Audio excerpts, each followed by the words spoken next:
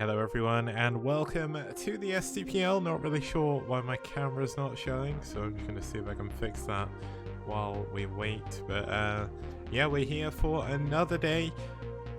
Should be a lot of fun. There's a ton of stuff that we're going to be going through today. I'm not going to do the 3 series like I was planning to because there won't be any STPL casts next week.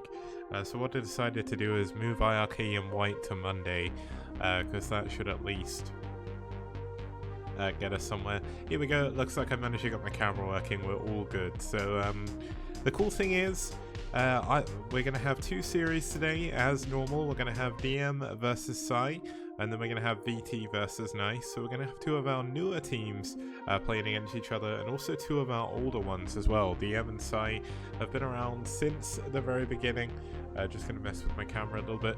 Here we go. So let's have a look at the current team rankings to see how everything is going and how everything is progressing as we come into the final days of week 3. Now, the only teams not to play are the 4 teams we're going to have today, an IRK and White Clan. So we could see a little bit of a shake-up here. Valhalla team and Nice, who are going to be playing today, are very close to each other in the scoreboard. They're actually only 1 game or 1 win difference between them, so one of them will certainly be going ahead of the other one. And DM, they are closer to the bottom of the table at the moment. Storm are doing a little bit better this season than they did last season, so looking forward to seeing how exactly they're going to be doing. Let's have another quick look at the player rankings as well. The player rankings obviously don't change as often because the top 10, I mean, they change, but the top 10 doesn't change very often just because the top 10 are doing so well that it's very rare that anyone takes a game off of them. So it's a little bit difficult for people to move further up the rankings, but below the top 10, things are changing a lot. One of the things I plan to do eventually is have it so after each day the rankings are like published somewhere, so you can see where your favorite players sort of go up and down. Obviously this is just an ELO system, so it's not the be all and end all, and this does only contain stuff from the STPL.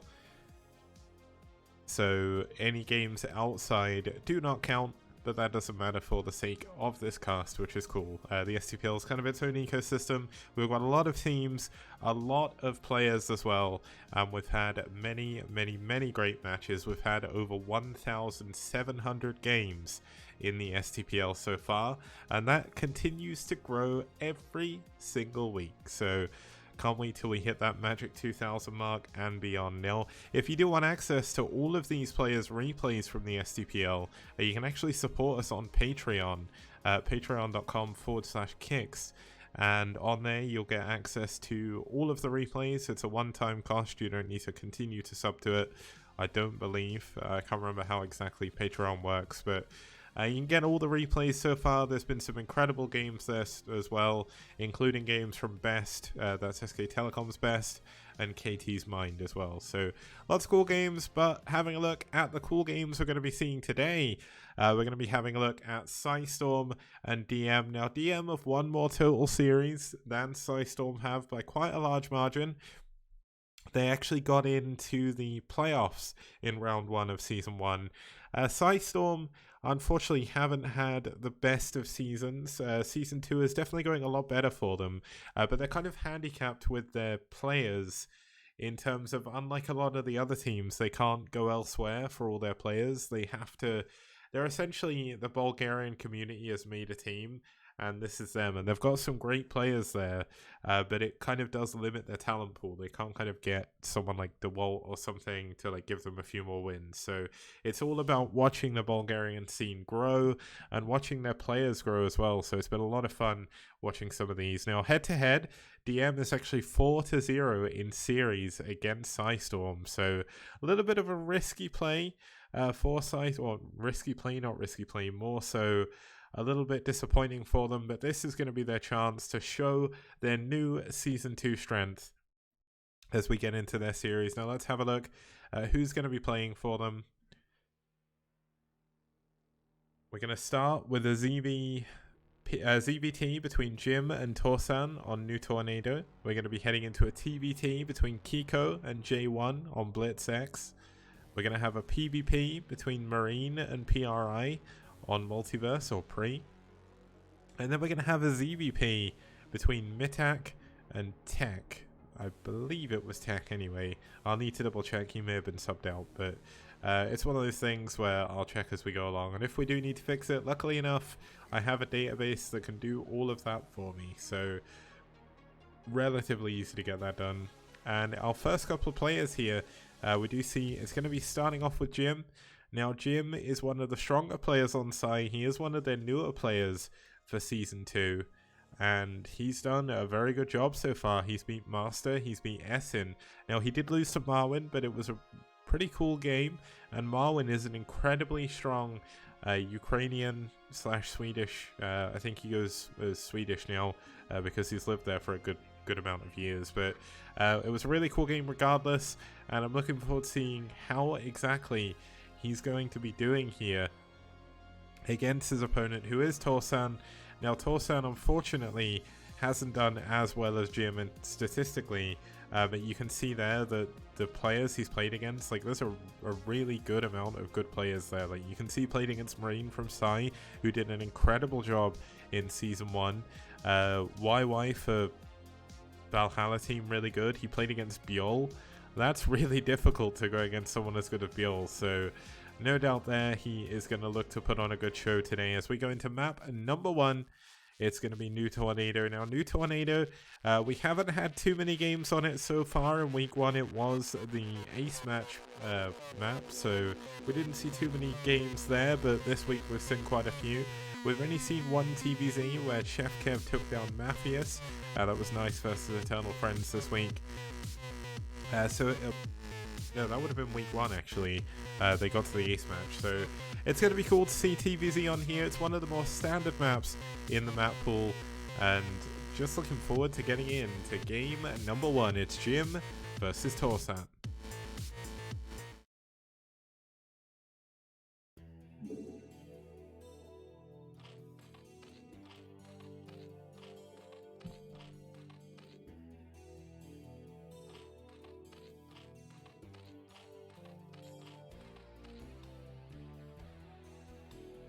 Oh, thank you, Mana. Thank you for the 5-bit cheer, man. I know they were your last 5 bits, so it means a lot. Okay, starting us off here in the 10 o'clock position, we do have the White Zerg fighting for pSi Storm. It's Jim.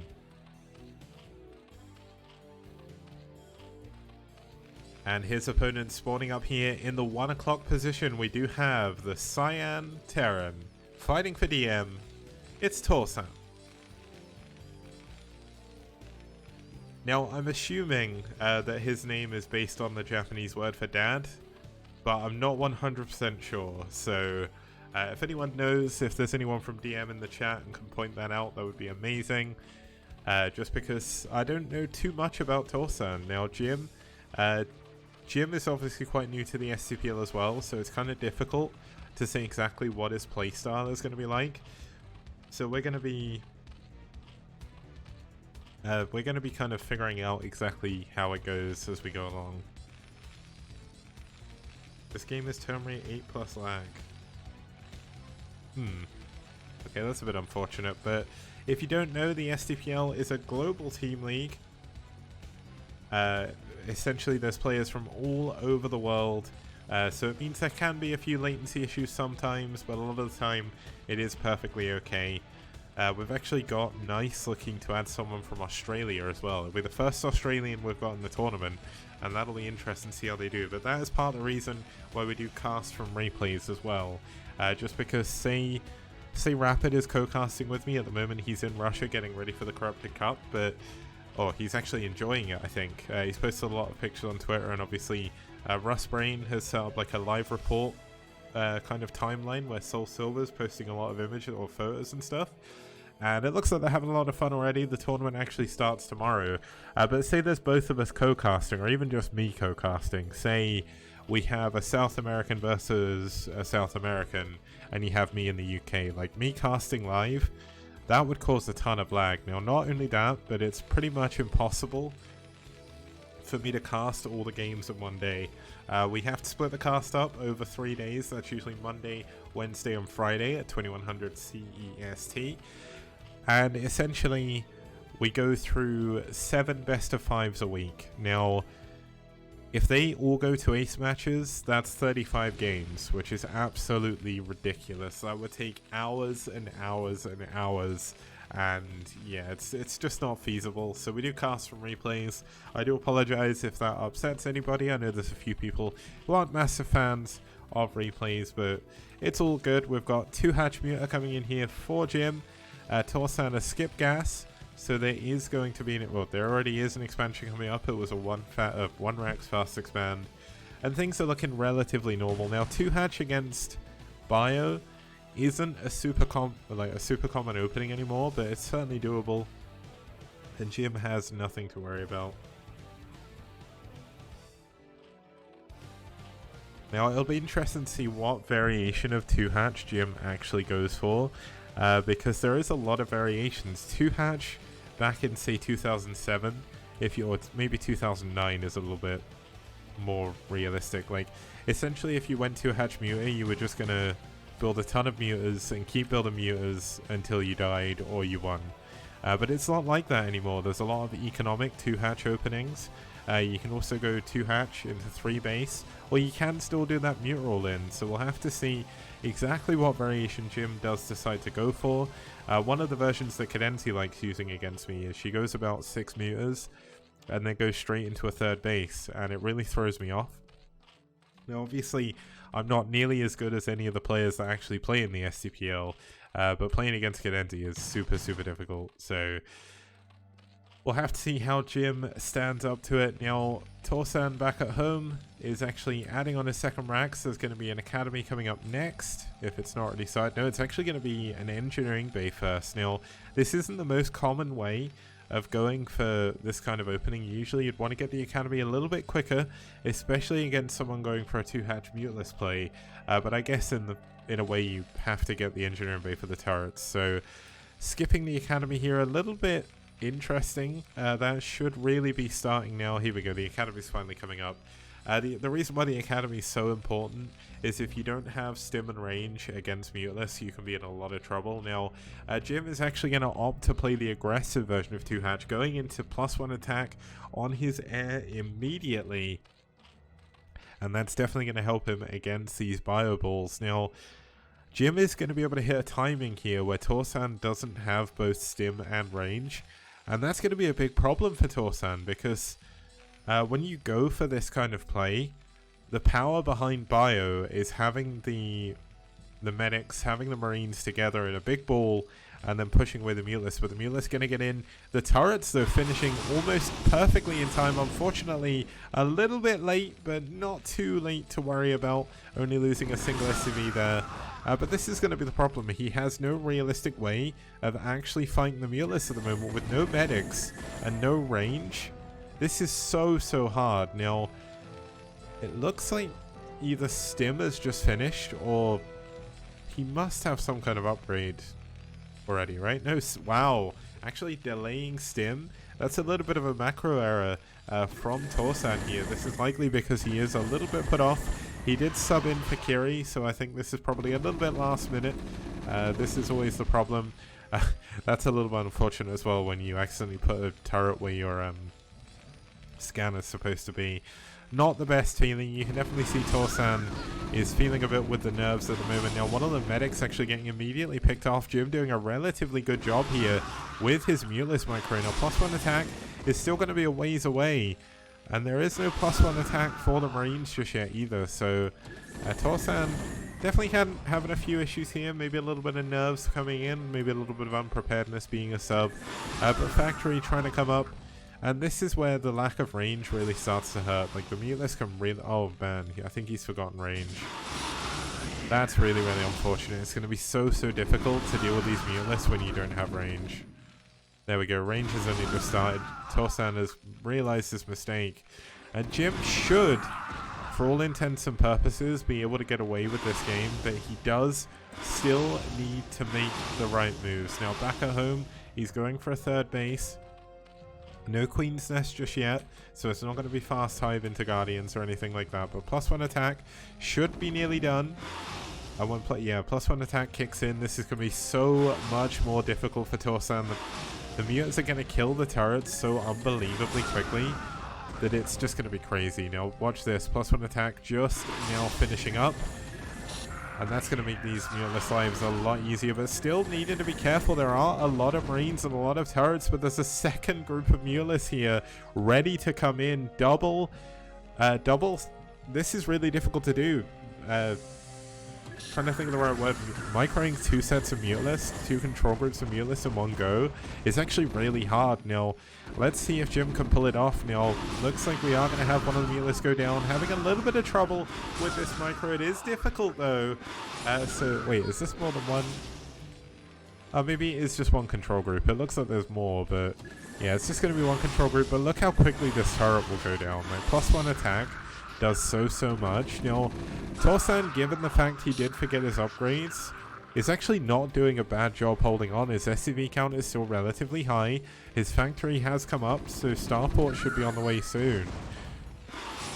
But he's just having so much trouble. He barely has enough marines to deal with these mutantless. They're slowly getting more and more SCVs. There's actually a medic down there that's not with these marines. The marines melting immediately.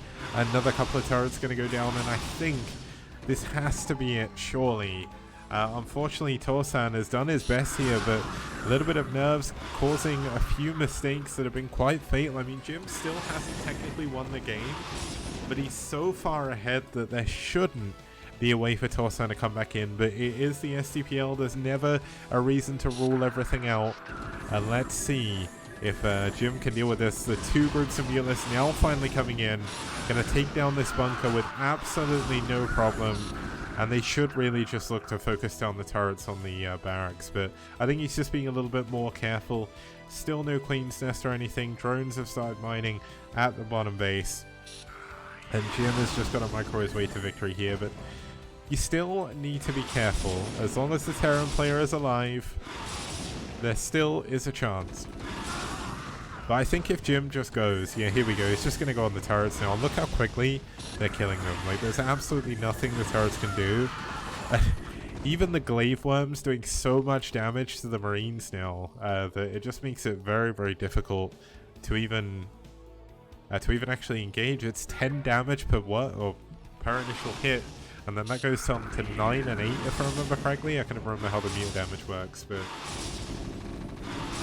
yeah, Jim does need to be careful not to disconnect. This is, if the insider info is right, and this was turn rate 8 with lag, genuinely the fact that Jim is able to do this with muteless is actually astounding, because muteless and lag are not the easiest thing to do. So I don't know how valid the turn rate 8 plus lag thing is, but just look at this. Torsan can't even get any marines anymore to actually deal with the muteless. He's relying on nothing but turrets. The 2 medics are going to go down, and as soon as the marines come out, they just immediately die. And sooner or later, Jim is just going to go into lurkers. And if Jim goes into lurkers, what exactly is Torsan going to have to deal with it? Now, there is a starport finally, but there's no science facility, no irradiate. And that's too much. GG. Torsan taps out, and Jim takes aim number 1. Okay, so that is one of those games that was a little bit one-sided. Torsan, of course, was a sub for his team, so it can be a little bit difficult. Jim was set to play that map from the very beginning of the week, so he must have had that prepared. That was definitely not a build for the faint of hearted, especially if there's a little bit of lag as well. So that's going to take us into a quick break, and we'll be back with, I'll be back with game number 2 after this. See you guys very soon. Outstanding. Rock and roll.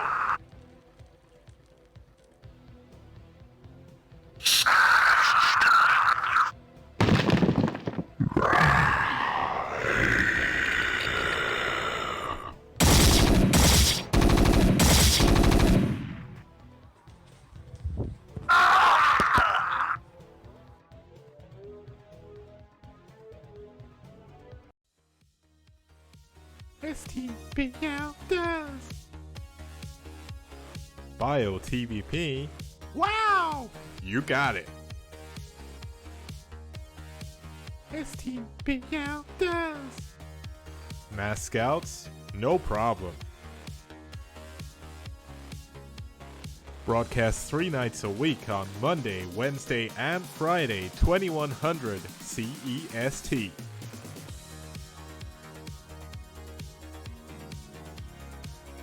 Fantastic casting, fantastic production, fantastic prizes. Only here on the STPL.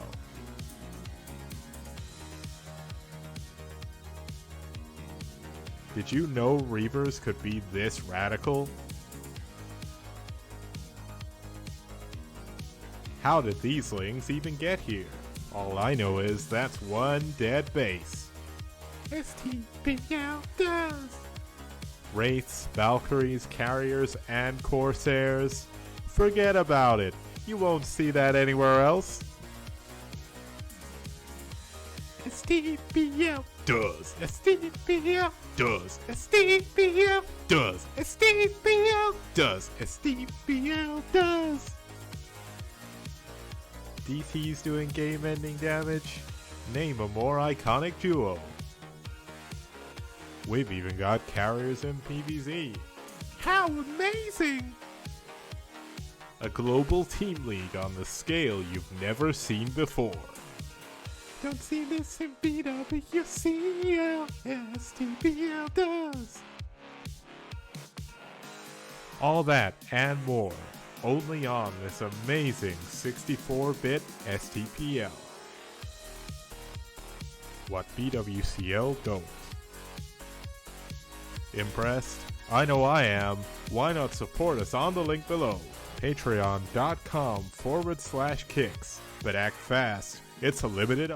Okay, we are back here for some more STPL action. We're going to be heading into possibly my highlight match of today. Now, I just realized I haven't updated one of the players' photos, but this makes it even better because this photo is incredible. I love it so much. And I'm sorry, Kiko, but I'm going to be showing you the photo you sent in, which makes you look like you're like bullet time playing football. So we've got Kiko here. Only had one game, did lose against Noob. I mean, there's not really much you can say about that. Not really too much to learn from there either. Because Noob is rank 1 in the SCPL, and you can tell because it meant Kiko only actually lost 9 MMR, or 9 ELO, sorry.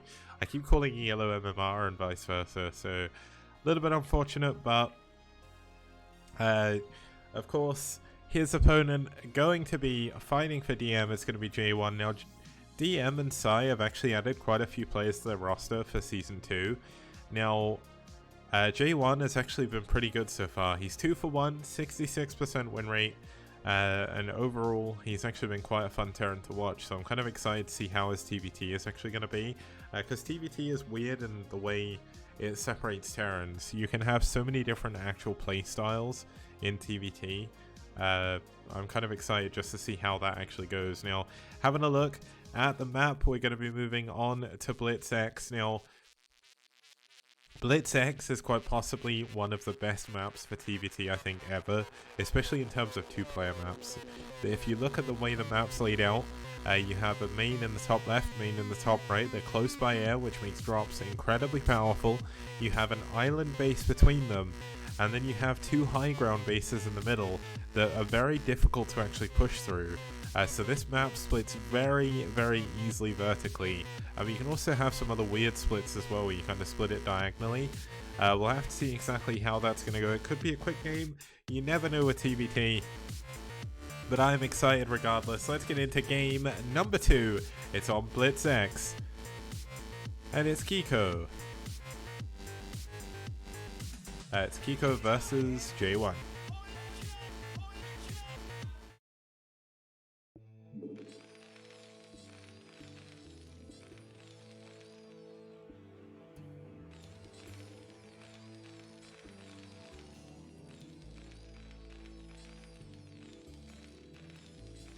Okay, now starting us off in the top left-hand position, we do have the Cyan Terran fighting for pSi. It's Kiko.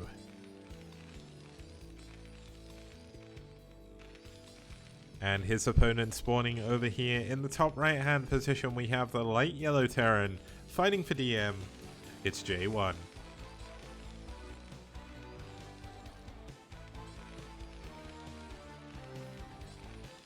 Now, I did mention before about there being so many different ways of playing TVT, and I just want to kind of go through a few of them now, while there's not really too much going on in the actual game.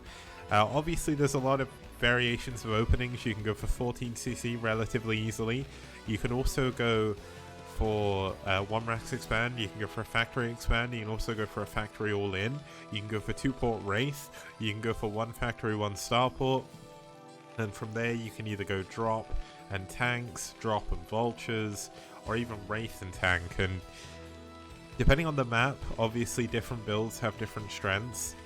But even after that, you can play super aggressive in TVT if you want to. Like when you take a look back at, say, 2010, when Fantasy and Flash were at kind of like their peaks, Fantasy versus Flash was always so interesting because the way they played was polar opposites. So Flash was always super careful, he would always methodically move out and take ground on the map, and Fantasy would just like, I can't explain Fantasy style. I've been trying to emulate it myself for so many years, and I guess the only way I can possibly sort of quantify it into words is it's very, not random, but it's kind of,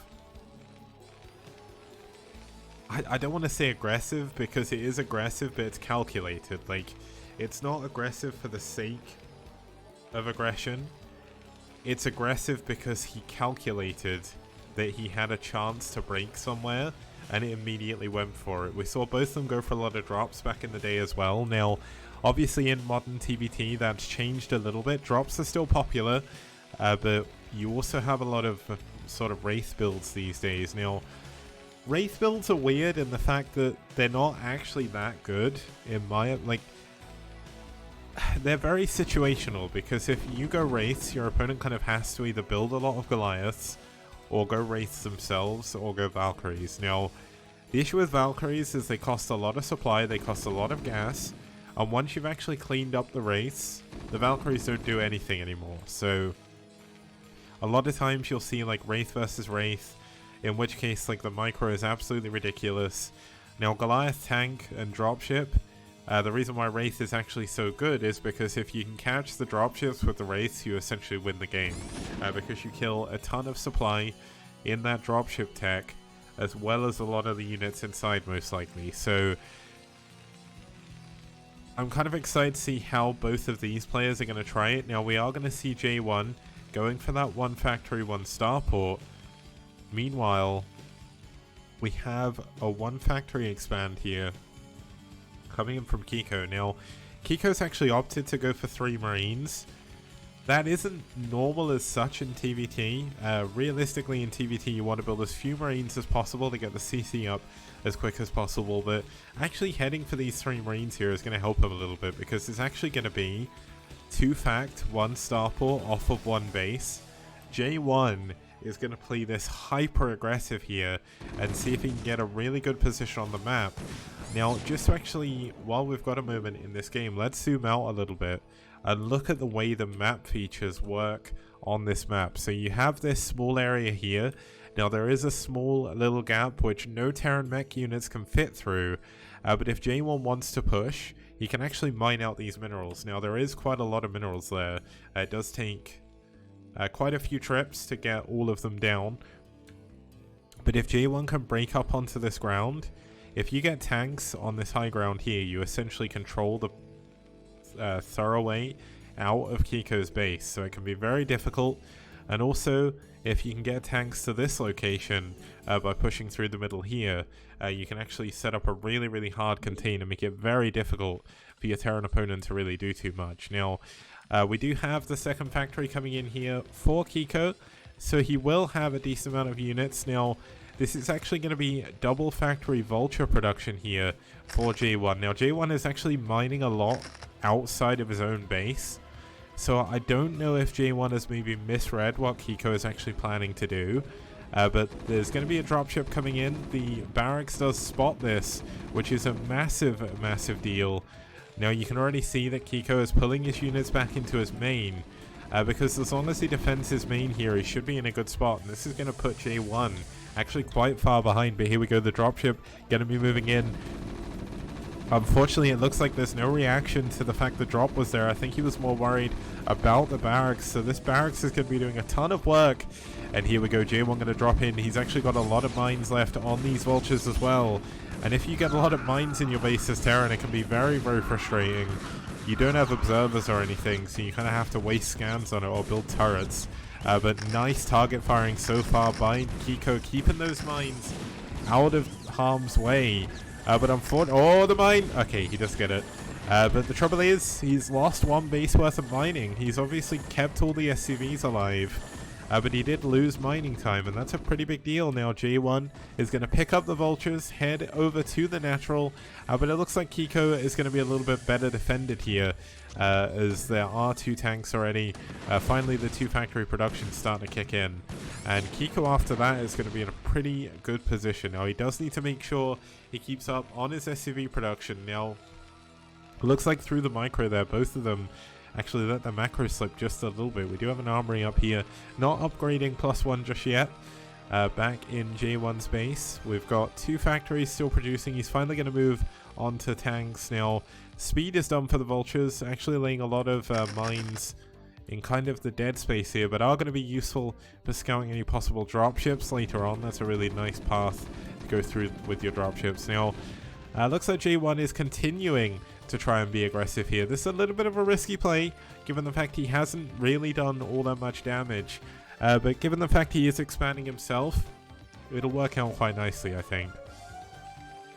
But he really does need to grab these 2 tanks with the dropship and bring them over.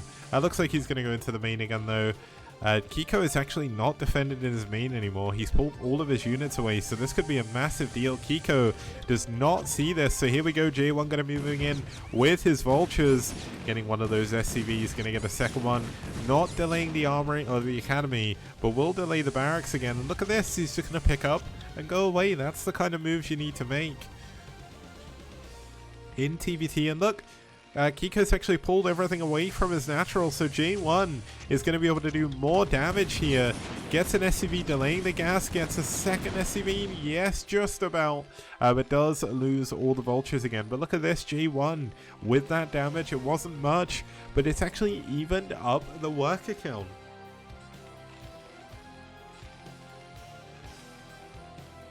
Oh, I'm glad to hear that, Mind Flayer. I hope it's nothing serious though, because yeah, going through serious stuff isn't great. Now, both players are actually rebuilding their barracks, so neither of them can actually build any factories right now. Looks like Kiko is finally going to push out a little bit on the map. Going to have to be careful, though, of those mines. Now, we did see some scans coming down. Looks like Kiko actually probably scanned the main to check the unit count. But look at this, Kiko going to be pushing forward, going to try and take this position over the top of J1's natural. Oh, the mine. Okay, a little bit unfortunate, but does manage to keep the Goliath alive. Oh, so close. Oh my god, please don't let this mine hit. This would be absolutely devastating. But the trouble is, if Kiko goes here, look at this, double dropship coming into the main. And a lot of the units have been sent away by Kiko, so there's not really that much back here to defend. There's going to be 2 siege tanks. This is going to be massive. Now, it looks like the tanks didn't take a hit, but they are going to take some hits from these siege tanks on the low ground, and that is incredibly unfortunate. You do not want to stack your tanks up like this in TVT, because it can get very, very hairy. Now, the tank in the main base hasn't actually killed that much, but Kiko is unable to finish this factory for now. Now, it looks like Kiko's tanks are actually doing a pretty good job on that high ground. They've not been taken out just yet, have got a couple of tank kills. But Kiko is now supply blocked, losing 2 of his depots, going to lose a 3rd one as well. J1's actually microing against a building with his vulture. He's got enough time, so looks like we are going to have Kiko pull his SCVs here, going in to try and clean this up. To be honest, it may have been better just to send the SCVs. Like, I don't really understand why to lose or why you would go and lose the tank there. But this is the problem. Like, you send all of your units to a very forward position, and then you get dropped. That's TVT, and that's one of the reasons why this map is so unbelievably good for it as well. Because if you think about it, the mains are so close by air, the drops aren't really going to do too much. Now, we do have a little bit of a race switch. It's not a massive one or anything. There's no cloak.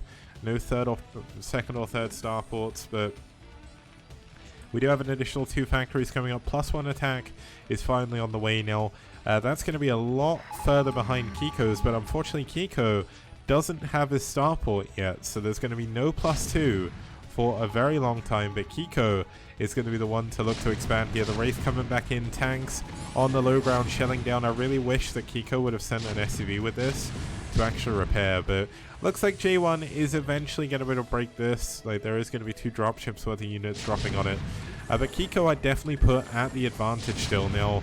Oh wow, he actually only just drops a single SCV. This guy's a hero, kills the tank, saves the base, and I mean J1's still in a very good position.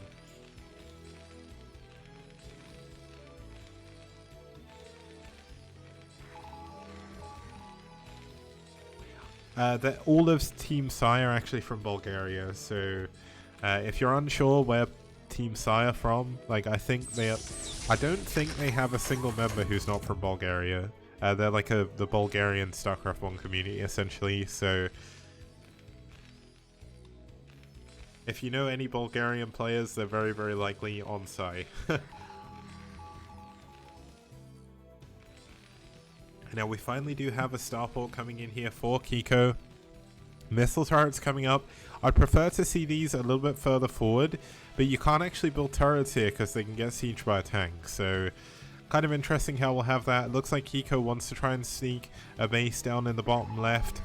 We do have J1 finally expanding to the middle as well.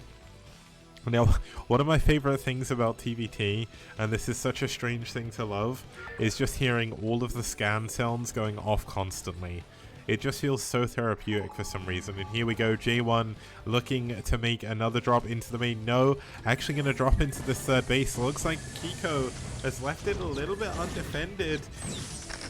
Maybe playing a little bit too cautiously in the main now. Oh, Kiko trying to go for that mind drag there. Unfortunately, unable to do it.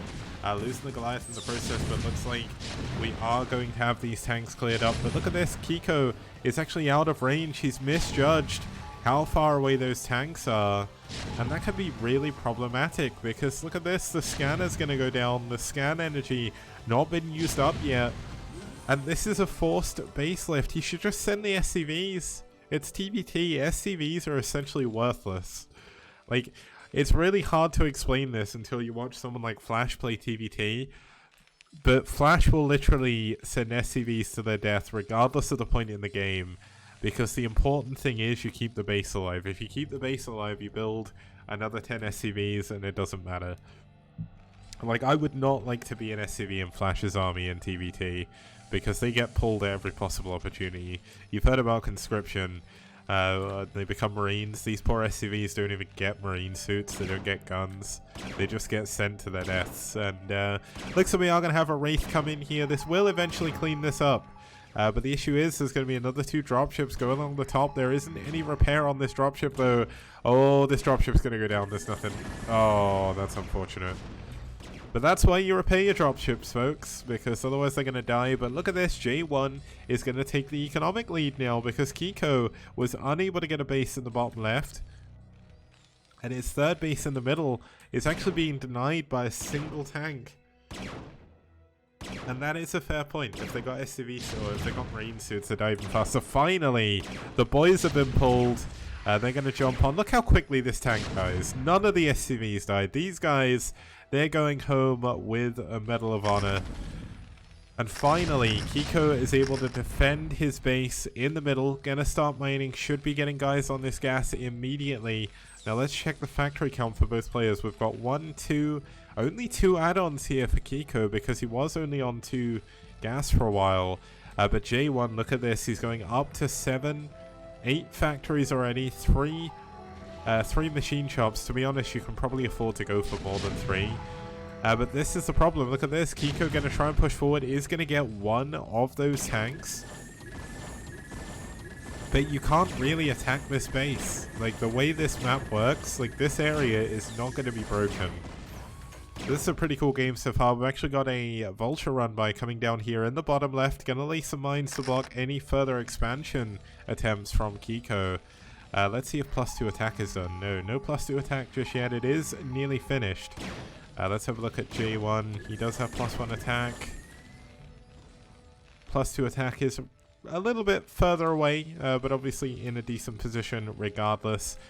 Now this is going to be a problem because cyan, same color of these minerals, so he's not going to be able to see them, but luckily enough it's not going to affect the players too much. But there is a few tanks there. They're going to stop J1 from ever effectively pushing through the middle. Now J1 is going to take the mineral only base here. Thank you, Lee, for the sub, man. Good to see you here. Hope you hope you're having a good evening. And looking at the vulture, I don't know why I said that, but finally we do have a couple of vultures coming in. They should start laying their own mines, but they don't actually have the mine upgrade yet, so we're not going to have any map presence here for Kiko, which is going to be a little bit of a problem. J1 taking a base lead over Kiko now. He has had that second gas mining for a very long time now. Both of them actually using their engineering base to scout for this island. Now, taking this island base is great if you can get it, because it is a full gas, but it's so vulnerable to siege tanks. Both players can get siege tanks on this base and shoot the CC, so probably not going to see that. Now J1 looks like he's going to be making a little bit of an aggressive move in this game as he moves down towards the bottom left. Now you can actually just use this and siege up here and defend the bottom right base, which I think is what it's going to do. Yeah, there we go. Now Kiko is going to try and send some vultures down here to get around to do some damage, but J1 moving in position at the perfect time, going to stop the vast majority of those vultures. Now we still don't really see any major waves of aggression coming in from Kiko. He doesn't have a massive swell of dropships or anything like that. Of course, we've got no physics lab just yet for either player. That's going to be a long way away. We do need a few more gas bases for both our players to do that. Supplies are still relatively even, but obviously both players looking to just try and expand to all of the... Oh, that was a nice mine. Unfortunately, didn't get the extra shots off on these Goliaths, but always nice to use mines to kill a lot of other units. It's value, man. Super value.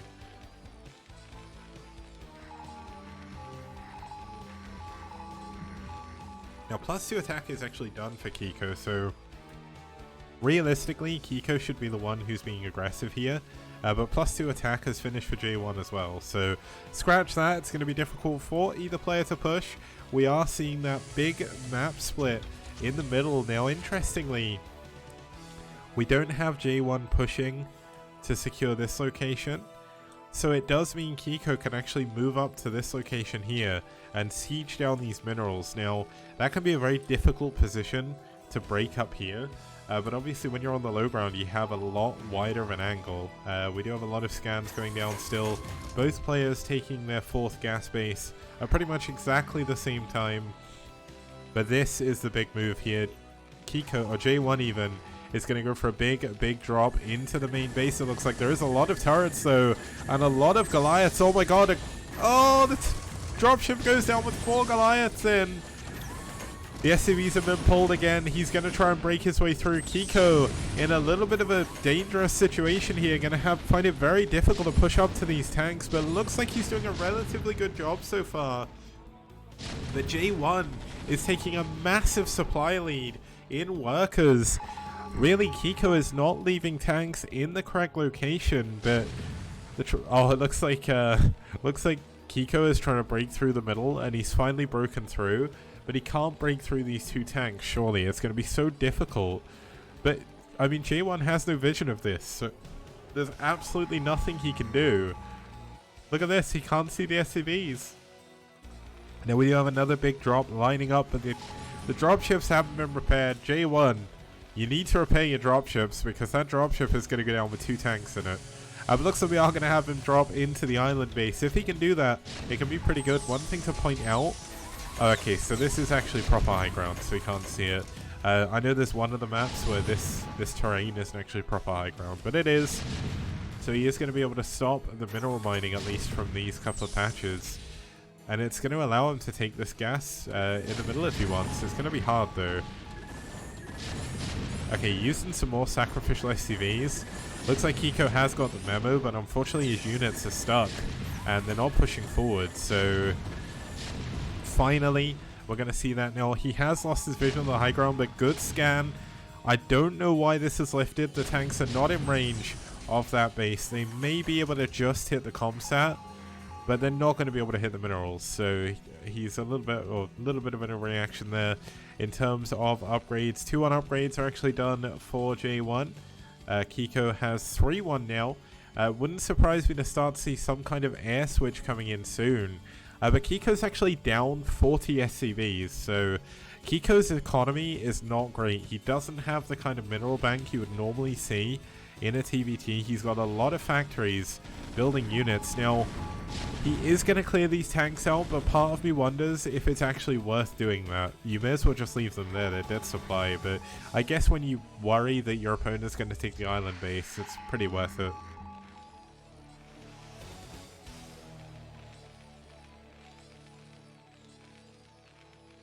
Okay, no gas here from Kiko. But the trouble is, Kiko doesn't have the SCVs to get that mineral bank. Like, this base isn't even mining anymore, but the funny thing about TVT is the longer it goes on, the more likely it is Kiko is going to have more bases mining, because J1 has had this base for a very, very long time. You can look at the minerals are a lot healthier here for Kiko, and Kiko's only got one guy on gas, so Kiko definitely needs to work on making sure he has more gas coming in TVT, but looks like we are going to have Kiko try and push through the middle. Unfortunately for him, there's not going to be able to do too much, but here we go, the drop coming through the center of the map. These dropships actually quite low. Oh my god, the Goliaths are getting up one of the dropships. You really need to repair your dropships in TVT, because otherwise this happens. Look how dangerously low they are. Only one of them has units. What is up with this drop? This is such a strange place to try and drop. He's actually going to just give up a ton of units.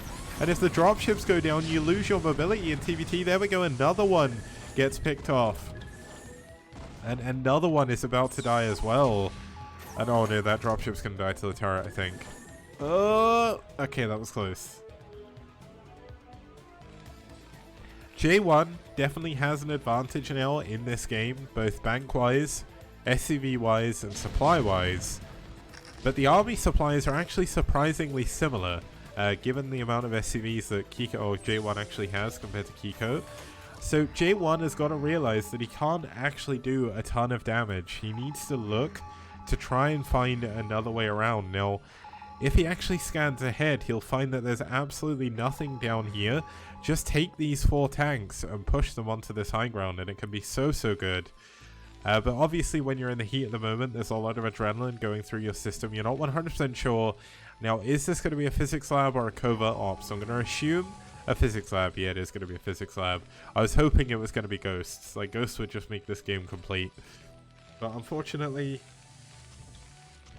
we can't really do too much. Now, J1 has got a ton of minerals, and this is because he's been maxed for ages. There is nothing he can spend the minerals on, and he's still mining them. Now, in TVT, that's not necessarily a problem, but here we go. There's another big drop coming in. One of the dropships still incredibly low. So if we get good target... Oh my god, he target fires on the damaged dropship. And the dropships are flying over the... Oh, they're flying over the depots. They can't drop properly when they're under there. But this is going to be a big drop. Kiko cannot afford to lose all of these supply depots. But let's see if Kiko has his own dropships. Another one does come out. But where are they? Here we go, he's going to try and counter drop on top of them with 3 sets of units. He's not lost too many of the depots, which is a massive deal, but look, 3 attack Goliaths killed dropships so quickly. He's unable to drop most of his units there, and J1 is continuing to take an incredible lead. Now, unfortunately, this tank is not slightly further forward, so it can't attack this. But J1's drops, while they've not been the most efficient, this one has definitely been the best one so far this game, because he has done so much damage. Kiko is actually only down to 39 SCVs. Kiko is going to take forever to try and replenish all the... Wait, did Kiko just like overbuild depots or something? How is he still... Oh, it looks like he rebuilt them as they were taking damage. That's actually really clever. Okay, that's not too bad. I just thought he had like 1 million depots or something. Yeah, if Kiko was to use Show Me the Money, he'd still have less minerals. So that's a really good one. Chudge. I probably said that name wrong. Okay, so both players gonna go back to being a little bit more defensive. Now, J1, part of that drop was to actually just free up supply. Obviously, the more damage you do, the better. But if you can just trade away units and get a ton of supply, you can go in to the wonderful battle cruiser. And here we go, the first battle cruiser is in the game. He has 1 upgrades already. Kiko has scanned. Oh, he sees the BC. That is absolutely massive. You can see he's going to scan again just to make sure. And he sees where the dropships are as well. So that makes it a little bit more difficult. Now it looks like he is going to try and push forward. But J1 has finally realized, you know what? I have so many minerals. I'm just going to sack SCVs. And I mean, Kiko is barely mining. This is such a big problem. Like, he needs to... Like, yes, he has a massive army. But he needs a bank. He needs to start transitioning into air units or something. And he is going to go into BCs himself. But he doesn't have the economy to support it. J1, honestly, should just add on like 5 or 6 starports at this point. And just mass battle cruisers. And it's going to be so difficult for Kiko to do this. Now, good to see you, Mazzy. Yeah, this is Blitz X. Now here we have another drop coming down here in the middle of the map. Looks like Kiko is a little bit better defended, but unfortunately a lot of the depot is actually blocking the tanks from being able to come in to defend this properly again. And Kiko's building positioning has definitely caused him a lot of trouble in this game, but of course, while J1 does have a massive bank, if he keeps throwing away units, we could have a very weird situation. These dropships are very low. So does need to be careful. Finally, some tanks on the high ground here. Going to take down these units. The dropships have been cleaned up. And you know what? Maybe this is the moment J1 wants to push and take down the bottom right-hand base. Let's see if he's going to do it. It does take a lot of decision making and a lot of guts to actually push in TVT when +3 attack is done. But if you can actually make it work, you can cut off the supply lines of J1. But J1 is so rich that even if he stops mining now for the next 10 minutes, he's still going to be a good position. Now, we do have 1-1, of course, done for the battle cruisers on J1's side. We have Kiko adding on more and more missile turrets, just making it a little bit harder for the battle cruisers to get in. No additional upgrades coming in on the armories here for Kiko. That makes it a lot harder if you're going into BCs against your opponent's BCs. If you don't at least have upgrade parity, it can be very difficult. And yeah, Choo-Chooch, there's pretty much nothing that J1 can spend the money on. He's maxed out. He's building BCs, which are mostly gas. I mean, the only thing he could possibly do is spam turrets, but he knows his opponent isn't going for mass air, so there's absolutely no reason to. It's better to just save your money, and then whatever your Terran opponent does, unless he can cripple your production. I mean, the one thing that J1 does need to do... There we go, he's actually noticed. So I was going to say he's got a ton of idle SCVs over here. He just needs to sack them. He doesn't need them anymore. It's just a waste of supply. The tanks are actually blocking the way, which is kind of funny. This is always funny. Oh, J1 scanned. He's going to attack the bottom left base with them. Look at this. Watch the march of the boys. As they head on down, I'm actually going to follow them. Just to keep an eye on exactly what they're going to do. I said, oh, they're going to run into Goliaths first. Goliaths are going to do quite a lot of damage, but look, there's just way too many of them. But when they're all stacked up like this, tanks are pretty good. Now, they do finally get there, but unfortunately unable to do any damage. Now, these mines in the middle still doing their job, keeping an eye out, but this is the main story. 5 BCs already. 2 upgrades, I believe, are almost done. No, they're not, actually. They're a little bit away. He's not... Wait. He's not getting +2 attack. This is a pretty big mistake. Oh, it just finished. Okay. And look at this. Yamato gets one of the tanks. And he is going to continue to do that over and over again, because that is the ultimate power play in TBT.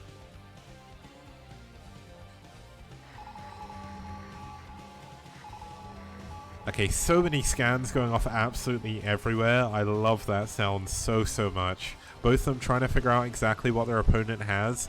Now Kiko is going to try and switch into mass BC. But the issue is he doesn't... at the moment at least, he doesn't have the money to do it. But the later the game goes on, he is still going to be mining. Now, it looks like we are going to have another Yamato. Oh, actually pulling some of the Goliaths into tank range. Very, very difficult. Nice micro on these battle cruisers for now. Not taking any damage.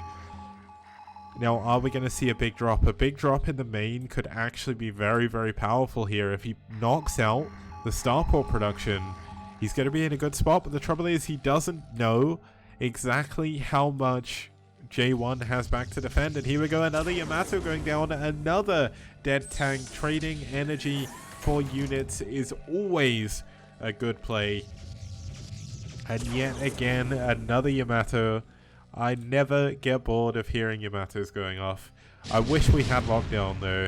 But looks like J1 getting a little bit careless with his tanks, trying to push forward, trying to break through. We're going to have another Yamato soon. And here we go, here it comes, Yamato, and he gets it. There we go, another tank going down. And there's absolutely no recompense for this. J1 cannot be pushed. Kiko can't get through the middle of the map. He needs to drop the main. He just needs to go for mass drop and try and cripple the production of J1. It looks like we're going to have battle cruisers coming out though. More and more tanks going down. The more tanks that go down, the harder it is for the Goliaths to actually be able to push forward. With 32 minutes into this game, Kiko has still got a lot of money at his bases. And J1 is almost mined now. He's up at 20,000 minerals because he just doesn't have anything to spend them on. Now it looks like J1 is going to opt to push forward. Now J1's getting ready for a possible race switch. That's what he thinks is coming because Valkyries absolutely annihilate race. Now if you can suddenly come out with 2 control groups of race, you kill all of these BCs. We saw it in Kogut versus Marwin, and we could certainly see it here. Now unfortunately Kiko does not have the money to do that kind of play, so we're not going to see it here. And I mean, Kiko is reinforcing this position. But look at this, J1 is going to send his battle cruisers around the edge of the map. 2 upgrades are done. And he can take out the heartlands of Kiko's economy if he just pushes to the bottom left. And it's going to be so unbelievably difficult for Kiko to do anything about this. He's adding more and more turrets on, but he can't really afford this. Okay, the Goliath micro is not actually there. You can actually micro Goliaths out of attack range. It is very, very difficult. Now, this is a ton of Goliaths. And yes, BCs are strong, but they can't fight head-on against Goliaths. There's a lot of Yamato here, though, so I hope he does start using it. It's so difficult to tell you've actually got energy for this. You have to kind of cycle through them all, but looks like the BC is going to try and delay, or at least deny, the bottom left-hand base. But look at this, it's going to be Goliaths against BCs, so... Oh no, an EMP! A huge EMP is going to cause so many problems. So many of these battle cruisers heavily damaged. The Goliaths are going to do such a good job. This is why BCs cannot push on their own. You need tank backup because look at this. He's going to lose all of the BCs he's been building up. Kiko with a perfect move there, pushing in. Look how many dead BCs there are, and suddenly Kiko is almost in a position where he has better BC count, but no, he does lose one himself. And both players taking massive damage here. And look at this, J1, he's mined out. His gases are very close to depleted. He's working off of 1 gas now. Whereas look at Kiko. He was denied mining the middle so long, there's still gas here. And this gas is almost full. And he's got so many minerals, so we're going to have Kiko or J1 get himself completely gas starved. And Kiko may have an amazing comeback here. Now obviously J1 still does have a lot of money, but it's mostly minerals, and when his gas bank runs out, like, he's going to be rebuilding battle cruisers here, right? So he's building 1, 2, 5 battle cruisers at a time. He is eating through his gas bank. And if Kiko can get an engagement like he just did on the BCs, if he can get a great EMP the way he did before, all of a sudden J1 is going to be at a massive disadvantage because he'll have no gas anymore. Now there is still this island base but it's going to be super difficult for either player to take it. The only person I think who has a chance is probably going to be J1, so maybe he can sneak that base in, but it's going to be hard.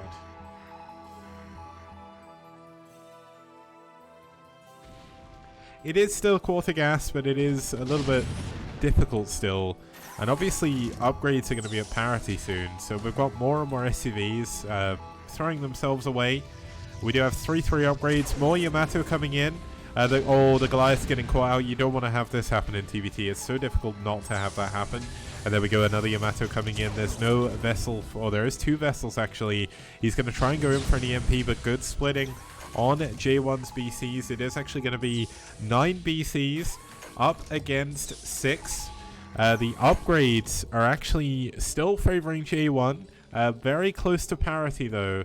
And when upgrade parity comes in, it's all about the energy usage. But J1 has been doing a fantastic job of moving in and Yamatoing over and over and over again. Now, of course, this does mean he won't have Yamato for the BC versus BC fights, but he'll still have a lot of energy, so...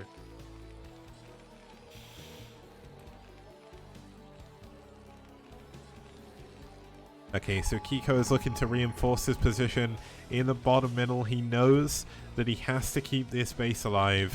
And I mean, look how much money Kiko still hasn't actually mined. There is so much money in the bottom middle and in the bottom right. So...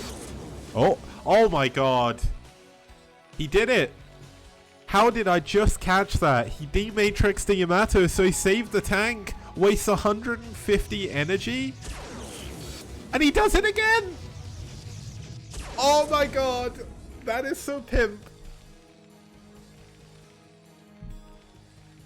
Obviously that does eat into the EMP energy, but keeping your tanks alive when you've got so much gas back at home is massive.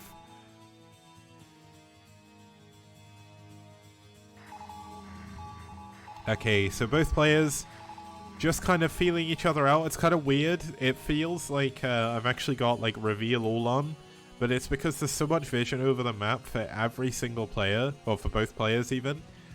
It's very difficult. Now we are going to have another Yamato in the top. There's going to be no D-Matrix to save this one, but it's worth it. We're going to have another Yamato going down on this tank here. Now, he did get Battlecruiser energy, which means when it's full, it gives you 100 energy back after a thing. So it makes it a little bit better. Now, both players still have a lot of BCs. Obviously, J1 with a lot more. Now, there is going to be another Yamato coming in. Oh, he misjudges with the D-Matrix. So that's going to go out. But look at this. There's 12 BCs here. 13, actually. So 13 3-3 BCs against 6 still. No additional BCs coming in from Kiko. I don't actually know why he's not building them. Oh, he is. He's just having to free up a little bit of supply. He's got a lot of Goliaths, though, and Goliaths are incredibly strong.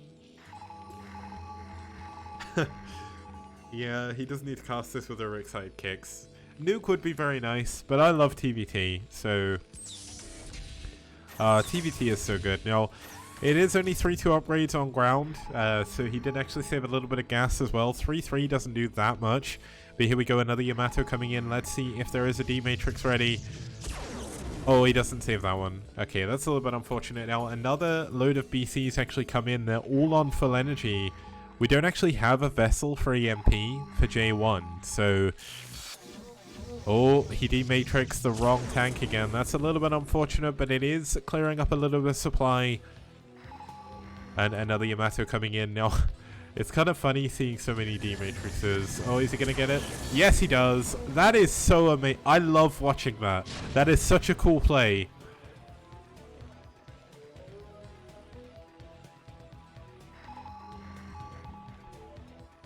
Okay.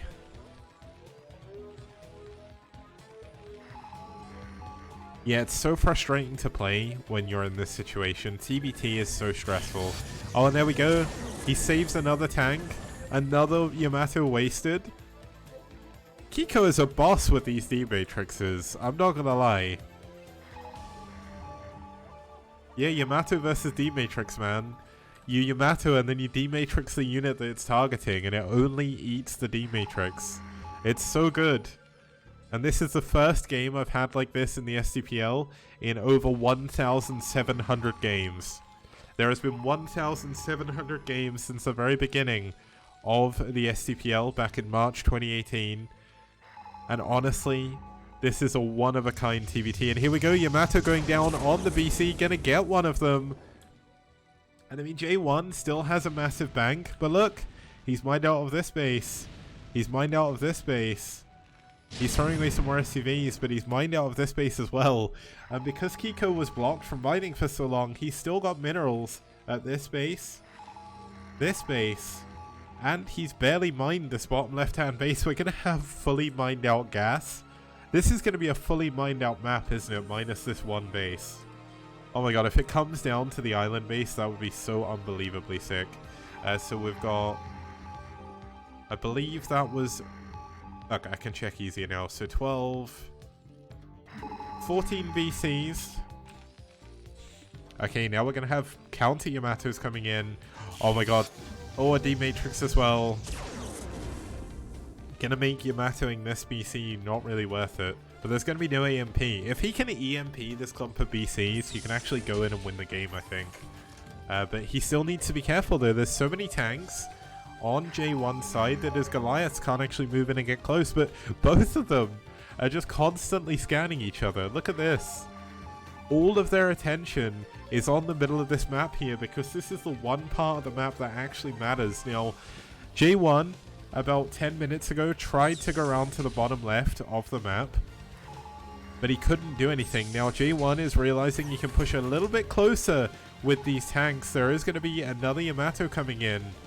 You really should try and Yamato these vessels, actually, because the vessels are really what's been the power play here. Oh my god, Kiko hasn't scanned. Oh, still out of range?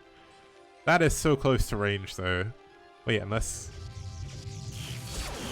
Oh, he gets the vessel. He doesn't go for the tanks.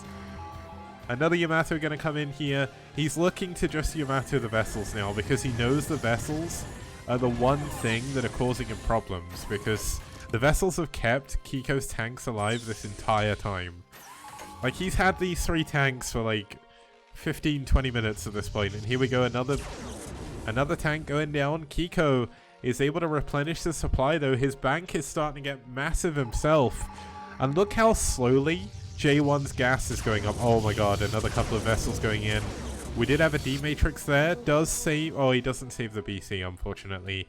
But he does trade very, very efficiently once again. And yeah, I think this game is certainly going to go over 1 hour at this point, because neither player... Like, it's so hard to constantly Yamato over and over and over again. Because look at these. They've all got they've all got energy. But he also can't risk running in and losing everything. Now, here we go. We're going to have another couple of Yamatos coming in on this. Is he going to have a D-Matrix? No, he doesn't. BC down. Okay, so using two sets of energy to kill a BC. Looks like he's going to try and do the same thing again. He only has 1 Yamato here, though. So he's going to have to switch that up with another one. Eventually, there is just going to be a big BC fight, I think, and it's going to decide the outcome of the game. But here we go, another Yamato going to be coming in. Where is he going to... Oh, he hits one of the BCs. But, is he going to lose the vessel? Oh, no, he doesn't. He saves the BC. And he is repairing them, but he doesn't really have the gas to repair. Like, he's got 2k. But when that gas runs out, he's going to be mining about 8 gas at a time, I think it is, from those depleted guys. As now, look at this. J1 is going to try and take this base in the middle. He knows that Kiko doesn't have any units up there. But the thing is, he sees with his turret range that this is coming up. But he can't actually move to a position to defend it. J1 has a lot of units there. Now, we are going to see a couple of Yamatos probably get used on it to push it away. And the issue is, he can't actually get any units down to them. I think he threw away all his dropships, but looks like we are going to have J1 trying to free up some more supply, trying to do a little bit of damage. If he can block the bottom left-hand base, J1 could take it for himself. Now, let's see if he can do it. Now, 1 mine from Kiko that's been there for most of the game is finally going to come in handy. Now, we are going to have these tanks moving in. The BCs realistically don't want to leave this position, which means he's going to have to respond with his own tanks, with his own Goliaths.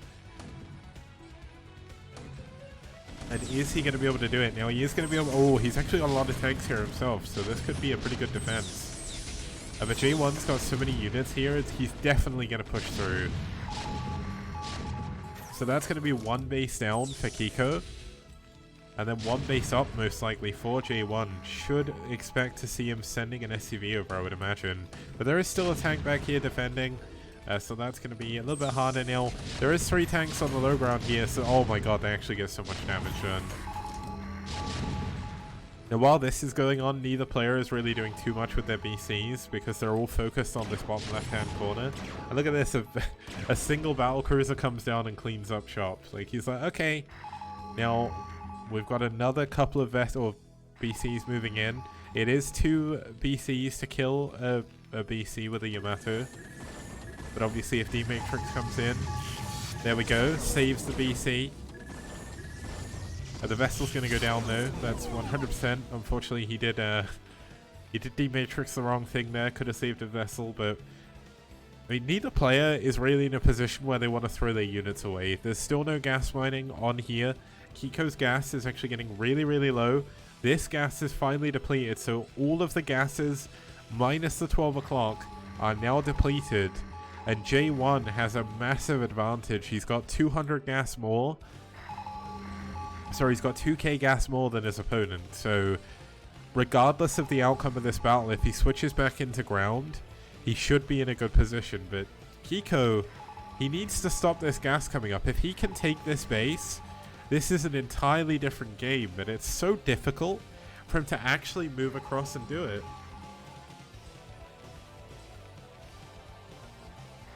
Yeah, he could have. The thing is, like, they've both been so busy looking at the middle of the map, both scanning each other constantly.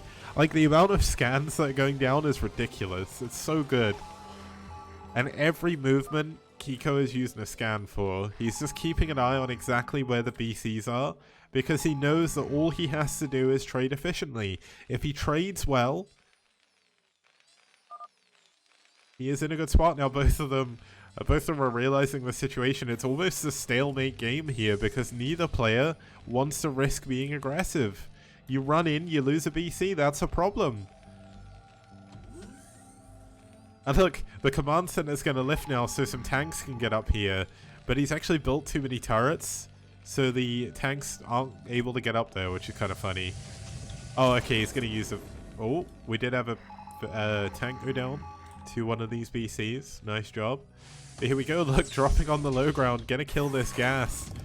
Kiko needs to take this base. Like, if Kiko can get this base, like, it's gonna be incredible for him. But the trouble is, neither player can really be aggressive. Now, look at this, D-Matrix on both the tanks. Oh, but is he gonna get his vessels EMP'd? No, he's not EMP'd, sorry. Yamato'd, but it's not gonna happen. Gonna need to send some more vessels up. Oh no, this is gonna be a massive EMP! EMP is absolutely huge. But look at this, it looks like we've finally got a position where J1 feels like he can be aggressive. One of the vessels going down with full energy. Look how good D-Matrix is against BCs. It's ridiculous. But here we go, we're going to have another big fight. There's a lot of missing energy here for Kiko's, for J1 even, so it's going to be a lot more difficult. But the BC count from J1 is absolutely massive right now. He's got more than 2 control groups, I think. Maybe just about 24 BCs, maybe 25, 26. And look, he's just going to land his base back here. He's like, okay, well, you come and deal with it. There's nothing you can do about my BCs right now because, unfortunately, Kiko's only down at 12. He's done an amazing job dealing with all of the Yamatos this whole time. But he's not able to deal with this. Now look at this. He's going to push forward and try and break a way through for... Yeah, look how little damage that just did, by the way. Oh, another EMP. Oh, but it doesn't actually hit anything. That's really unfortunate. But he has finally killed all of the tanks, so suddenly the Goliaths can come in as well, and the Goliaths are going to be a big swing in this fight. If they can get a good engagement on top of the BCs, this is going to be very difficult. Now let's see what the cloning is like. Lots of Yamatos coming down, but so many BCs, so many Yamatos going down as well. But look at this, J1, his BCs are getting annihilated, so he's going to pull back, but here come the Goliaths. They're going to push forward, see if he can break through. The BCs coming in the bottom as well. Still more energy, so difficult to use all that energy in the fights, but it looks like J1 is pulling back. Kiko has broken through the middle of the map, and to be honest, he should try and take down this gas, but look at this, 3 tanks on the high ground, gonna try and defend that base. And the BC count actually got lowered quite a lot here for J1. He's only just now above 1 control group, I think it is. Yeah, he's on about 16 BCs, and we still have 9 here from J1. Now look at this, Kiko, or from Kiko even. Kiko gonna push forward with his tanks, see if he can get into a good position, but obviously the tanks now finally coming in from J1 to help settle this. Now there is 2 tanks down here, and these tanks down here that should probably move up as well, because the Goliaths are what are really swinging this here for Kiko at the moment. He's unable to build more battle cruisers, so he's actually started adding Goliaths again. And when you're this low on gas, like he's only on 60 gas, so J1 is definitely still in a good position. The vessels, I think, all went down. Wait, did all the vessels go down? Yeah, he did. He's actually got these dropships that aren't doing anything anymore. Wait, did he have units in these before? Yeah, he did, but luckily enough he got them out. Now look at J1's BC count. I think J1 has definitely got this. But still, Kiko has done such an incredible job to come back this well.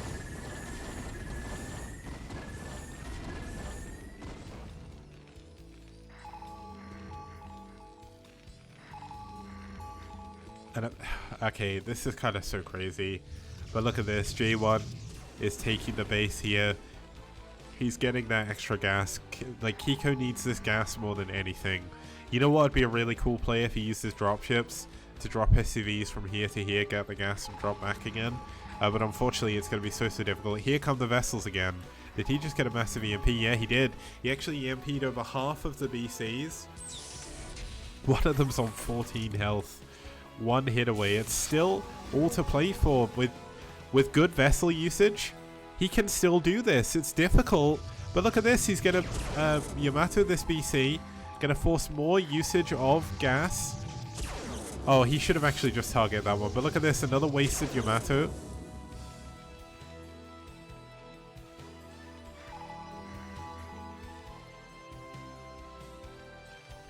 But this base here is the main story, because if Kiko cannot deny that base, and he has no tanks anymore, Kiko is obviously going to win the game. Now we are going to have two Yamatos going down on this this BC. But it doesn't die because of the D matrix. But look at J1, he's actually up 40 supply right now, and that's all in BCs. Oh, he's got another BC down here. He needs his tanks. Like, he needs tanks to block this base, because this is what'll win J1 the game.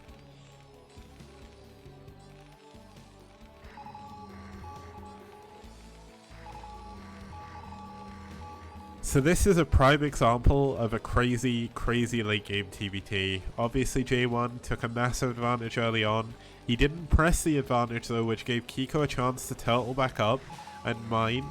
And for the last half an hour, we've had a crazy BC versus BC fight where they've both been Yamatoing each other constantly, moving back, moving forward, using EMP, using D matrix.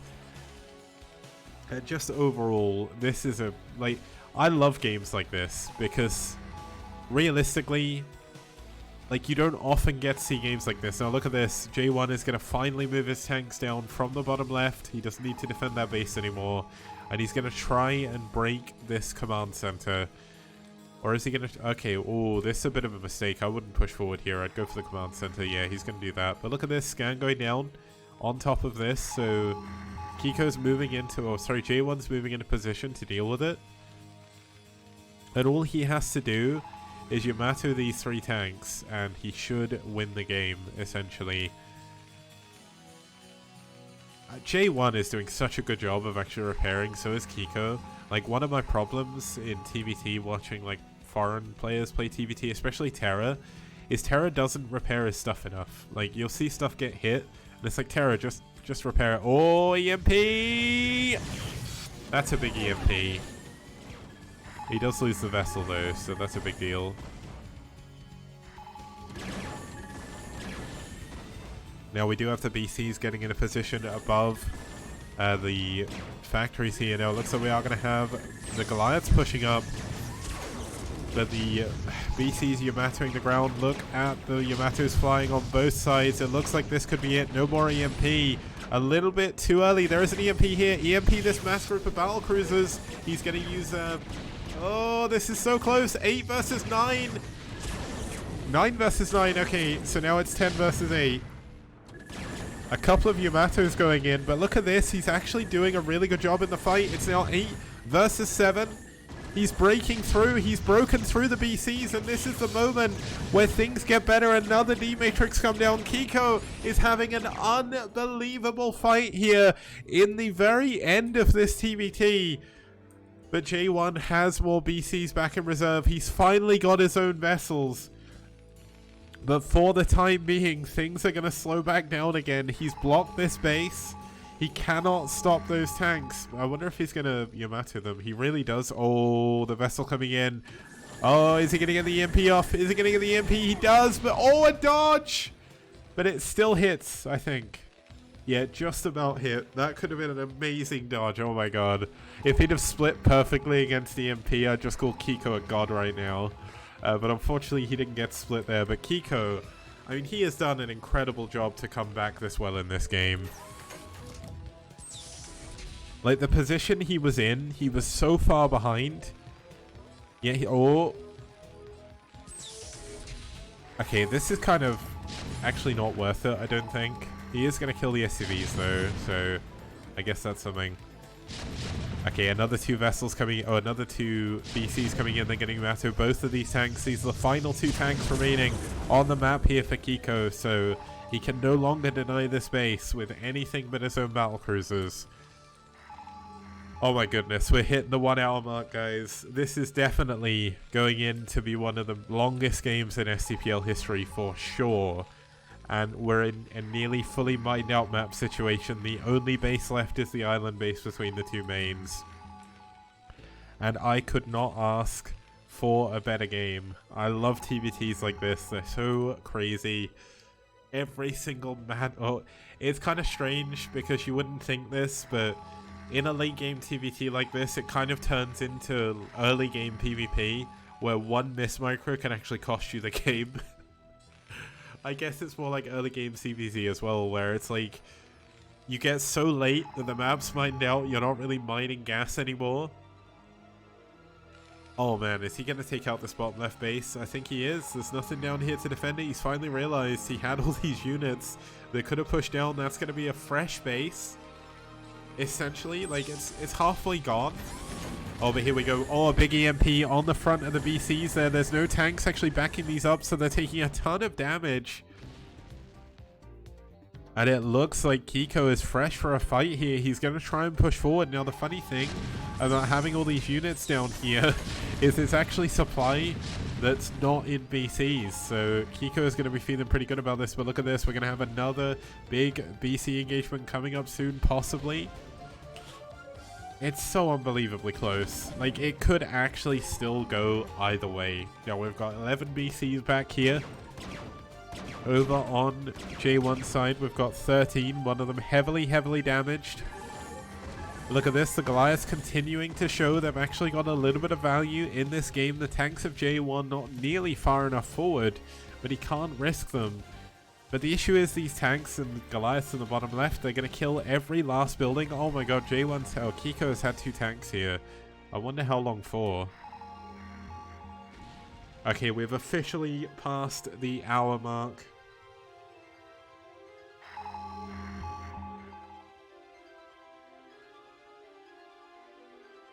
Okay, we'll have to see exactly what's going to go on. Obviously, it's going to come...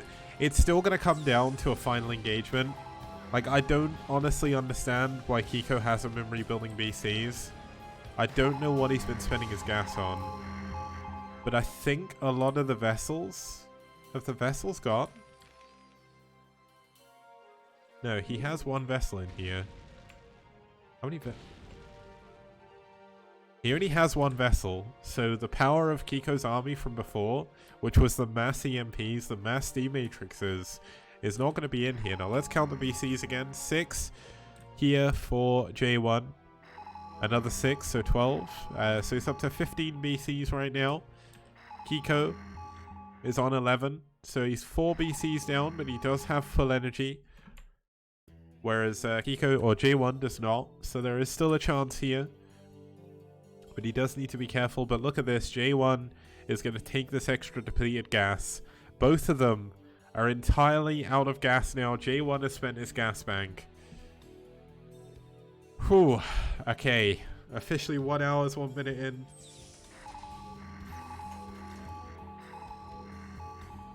You know what? I don't actually know how repairing works. I think it's if a building or a unit costs gas, it costs gas to repair. Okay, let's see what the moves are going to be here from Kiko. He's going to try and push forward. We do have a BC moving forward. This could be a bit of a mistake. If he gets 2 BCs to Yamato that, it's going to die. So he's going to pull back for the moment. I honestly feel like we should... Yeah, here we go. It looks like J1 is going to try and push forward with a few BCs. See if he can get a couple of Yamatos off on a stray BC like this.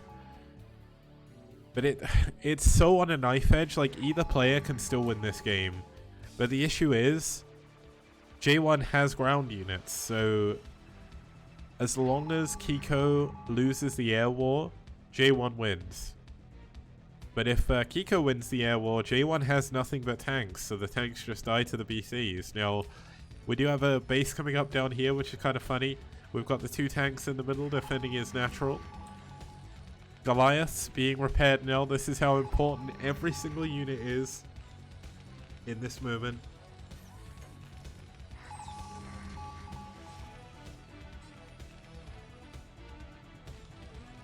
Okay, so we're going to have J1 pushing forward with his tanks now. This is the move he wants to make. He's going to try and secure this base again. I believe there should be a CC flying over or something. No, he's actually not going to fly a CC. Maybe he's just going to build one. But I think we're heading into the final moments of this game, guys. It's been an incredible game so far. And I genuinely cannot tell who is going to win. Kiko has had such amazing engagements. He's been winning engagements he shouldn't have. But could this be the final straw here for Kiko? We've got another command center coming up. Is he going to Yamato it? Yes, he is. That's not going to kill it, though. Don't waste your Yamatos on this, man. This is not good. I mean, I guess it stops him getting the extra gas, but this is stuff you need to be hitting his BCs with. And there we go. Okay, that was a wasted D-Matrix, I think, but... I guess it'll help him in the initial fight, but here we go. The command center from the middle has finally been lifted. That's going to be heading on over. Both of them are... Kiko has got a higher mineral bank now. He's still not added more BCs. I do not understand why not. Not even added vessels. I mean, there's a couple of them. They do have vessel energy as well, I think. No, they don't. So, it is only 2 D-Matrixes, or 1 EMP and a D-Matrix, so...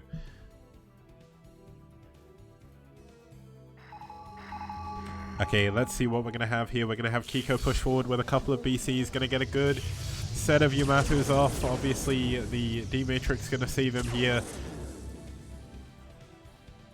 But he still needs to be careful. Yes, he picked off a single BC, but look how many of them are still left. He's got over a control group. We still only have a single control group of BCs here for Kiko. Okay. We're still in a position where the map is mined out. J1 can barely actually afford a command center anymore, so he's going to think about taking this into this base, but it's not going to do too much. I mean, you can see that J1, he only cares about this gas because he knows if he gets more gas, he can still afford to build BCs. He's on 23 SCVs. I have absolutely no idea where most of them are. There are a few here, if I can click on them, but I guess the rest are just on gas. Yeah, they're on gas throughout the map. Okay, this is going to be what could be the winning move here for J1. He's going to push forward with his tanks and see if he can break into the place where Kiko is keeping all of his units. Now, Did we see an EMP? We did. A massive EMP hit all those BCs. Oh my goodness. That is exactly the move that Kiko needs to win this engagement. Now he has a ton of Yamato. Please, Yamato the VCs. Here we go. I'm going to turn off the unit panel for this. It's going to be very difficult to tell exactly what's going on, but big Yamato's going across all over J1's army. He's Yamatoing the tanks, though. That's not something you want to be Yamatoing. It looks like J1 has finally got enough to break through, and it looks like Kiko is breathing his last breath. GG! J1 takes the engagement and takes us. Takes the game for DM. And killing those vessels for the end. Just making sure he can get that. Now, that was an incredibly crazy TVT. That is going to take us 1-1 in the series as well. So, without a doubt, that is 100% the longest game I think I've ever casted. So, well done, Kiko and J1 for playing such an amazing TVT. I'm going to take a quick break. I'll be back in probably about 5 minutes and get another couple of drinks and stuff like that. And we'll be here for game number 3. Just to double check what that's going to be. It's going to be a PvP between Pre and Marine on Multiverse. So don't go anywhere, guys. I'll see you when I get back.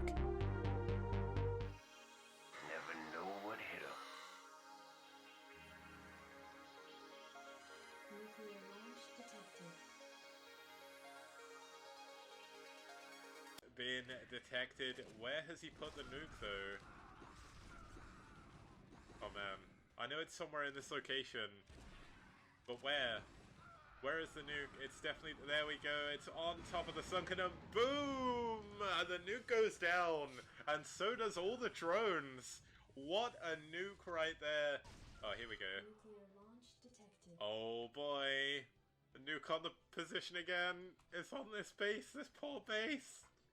I can't see the red dot though. Where on earth is the red dot? Maybe he's put it on like the blood or something. There we go. Directly on the hatcher, on the lair. Absolutely abolished one. Annihilated the base. Man. Oh man. There we go. The nuke is going to go down. Can it get the hatchery? Yes it can. 300 minerals in the drink. We see more and more ultra stream. Remaining signs. Nuclear launch detected. The red dot on the hatchery. Has Cold realized? I don't think he has. He's not pulling away. He's going for an all-in attack. But I want to watch the nuke. It's going to be so huge. Oh man, all of the remaining drones are going to go down. There we go. Boom, once again. And GG. Radley cleans up the final drones. And the game ends with Net Wars up 2-0. Never know what hit him. Nuclear launch detected.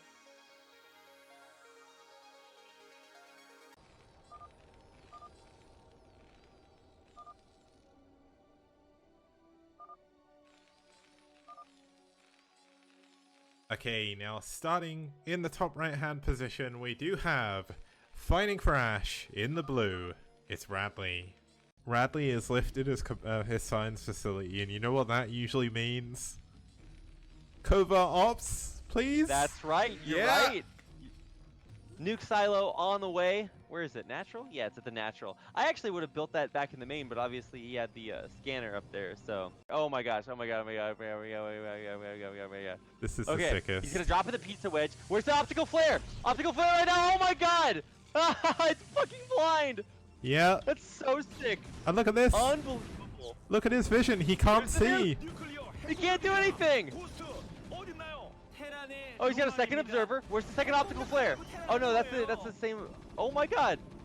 How good is optical flare? There we go, nuke's coming in.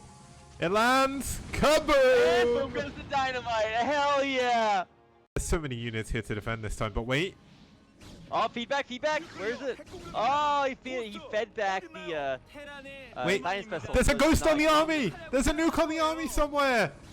The units are all stuck! There's no way. Yeah, there is!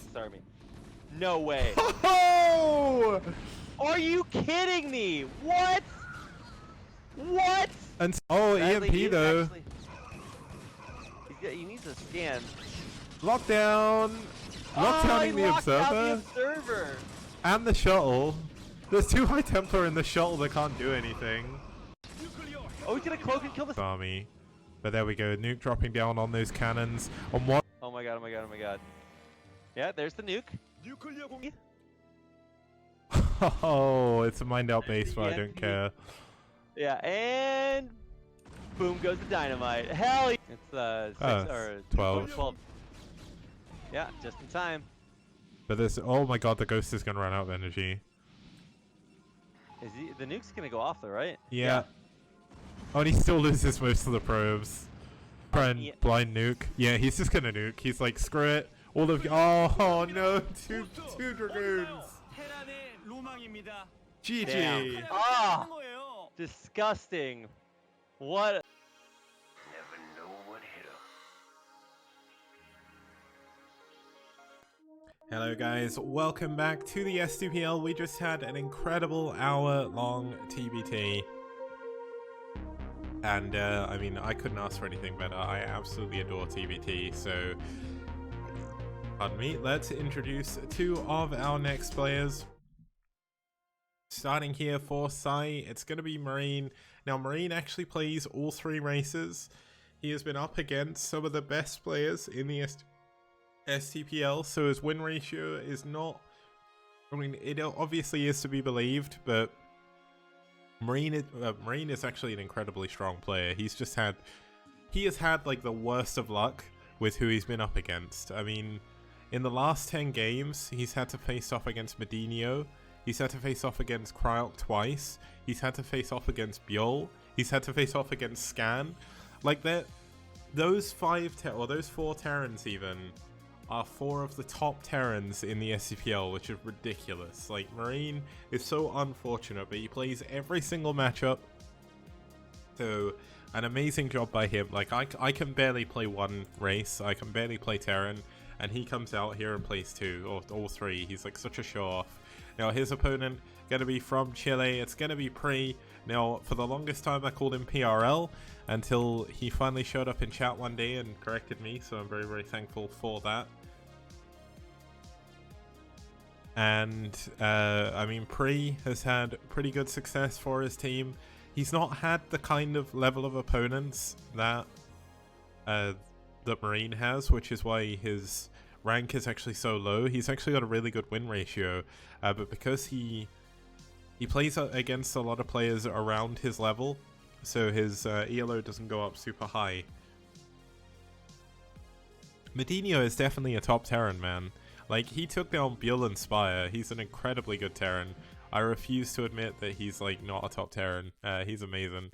Okay, and then Multiverse is going to be our map of choice here. We've not actually had a PvP here, so going to be kind of cool to see how it functions. Now, of course, depending on the way the map spawns are, will change the way this map, the way this game is going to play out. But essentially, you can block the middle of the map with the by killing the assimilators. If you want to see a good example of that, watch Eon Zerg versus Eriador. It's on the SCPL TV YouTube. Watch that obviously after the cast, because we've still got plenty more good games coming. Although one thing I will say is, after having that hour-long TBT, I'm glad I've decided to push back one of the series to next Monday. I don't think I could do another like 3-hour casting even. Okay, and then let's get in to game number 3. It's amazing to think we've been casting now for an hour and a half, and it's only game 3, but that's how good this series has been. So let's head into Multiverse.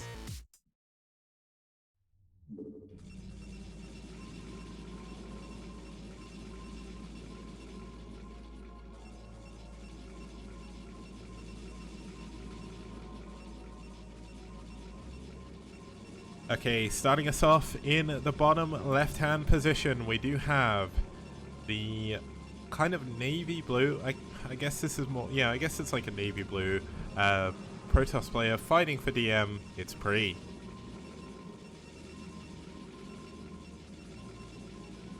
And his opponent spawning here in the top right-hand position, we do have the light yellow Protoss player fighting for pSi. It's Marine.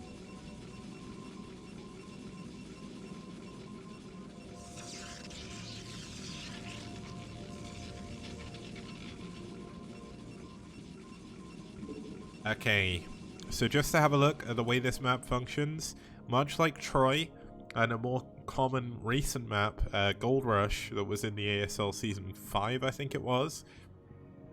The way this map feature works, just in case you're wondering, essentially, an assimilator has a smaller hitbox than a Vespene Geyser does. Now, obviously, a Vespene Geyser being just one of these, when you build an assimilator on top of it, or in this case, you place one in the editor, it means units can fit through this gap. Now, when you kill these assimilators, if you kill one, the Vespene Geyser obviously suddenly appears and the hitbox is larger, so it means only small units, that's Marine, Medics, Firebats, Zealots, and Ghosts, can fit through, with Lings and Hydras as well, of course.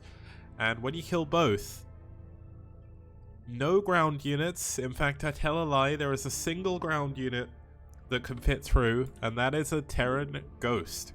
Now, it's not often you'll see that, but maybe if we get lucky, we'll see Ratley play on this map, and we'll see a Ghost run through the assimilators. I think he was planning to do that in his TVT this week, but he did die to Vultures, unfortunately, so we didn't get like an epic long TVT with him, but there's a lot of weeks left in the STPL Season 2. And the other thing, just to answer Nick8844's question, once the assimilators have been killed, you cannot rebuild them, because I believe the way it works in the editor is they're actually stacked Vespene gases, so you can't build on top of them, because it counts as like something already being on top of them. Now, there is a way, unlike making it a full island, you can actually break through these temples. There's 4 of them, but they are stacked, so there's more than one, and it takes an incredibly long time to break through. Now, we do have 2 gates coming in for Pre, 1 gate core coming in for Marine. Now, I'm not sure if Pre...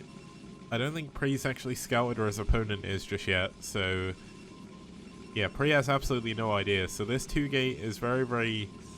very dangerous. I guess he is going for 2 gate core, so it's not the biggest deal.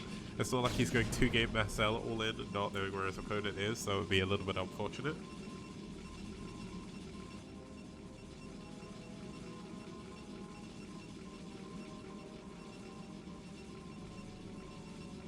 Now, the question I always have in PvP is, yeah, there we go. When you see a 2 gate from your opponent, you kind of have to react with your own 2 gate. And it depends how quickly you can do it. Now, Pre is finally going to go through and scout. Interestingly, opting to scout cross first means he's actually going to be able to find his opponent immediately. Now, he's not going to be... I think he should be able to tell that it was 1 gate from the fact there's 2 Dragoons at this very moment. He should be on... yeah, so he's actually on 3 Goons, so he does know the gate count. But is Marine going to try and break through, or is he going to try and block the middle? Because... yeah, he's actually going to try and just block the middle. This is a really clever move, because if you block these, I mean, Pre is not going to be able to come and attack you, and that's obviously something you need to worry about. Now, there is a lot more Dragoons here for Pre, so Marine is going to try and go around the edge. But if he stays here too long, suddenly these Dragoons are going to cause him problem. Now, here we go. We're going to have 4 Dragoons on 1. This could be a 6-minute curse game, guys. So if you are a sub, get your emote ready. STPL curse, I think it is. And yeah, it's difficult. So there's going to be 4 Dragoons pushing in to Marine's main, where he only has 1 at the moment. Another Goon is about to pop out, but the micro of Pre has been really good so far. But this could be the turning point. There is a couple, 3 more Dragoons coming in from behind. Oh my god, Pre's micro is so good. His target firing is absolutely on point here. But oh, Marine with very good micro to pull that Goon back. Looks like we are going to have... it's going to be a completely even trade. No! Pre is going to get the better end of this engagement. He's going to kill 2 additional Goons, I think, over what he lost. And look at this. Marine is forced to pull probes. He doesn't know if there's more Goons coming because he lost his probe in the main. Now, the difference is here, he's going for Dark Templar, so he's gone for Forge as well to get a couple of cannons. And we are going to have an Ops coming in from Marine, so the tables could turn very, very quickly. Obviously, Pre getting the better end of that first engagement, but he is going to stop Goon production to build 2 DTs in a moment. The Templar Archive's just about to finish. And that means Marine is going to have a higher gateway unit count. And he's also going to have an observer, so the DTs are not going to do anything. There we go, double TT finally on the way. Could this give Marine a position to actually push forward and just straight up win the game? It's going to be difficult.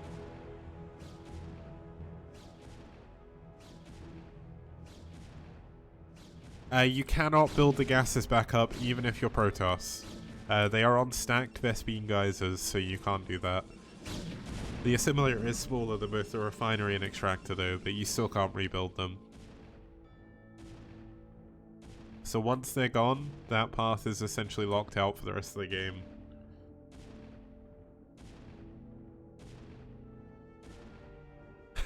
Fake news ban.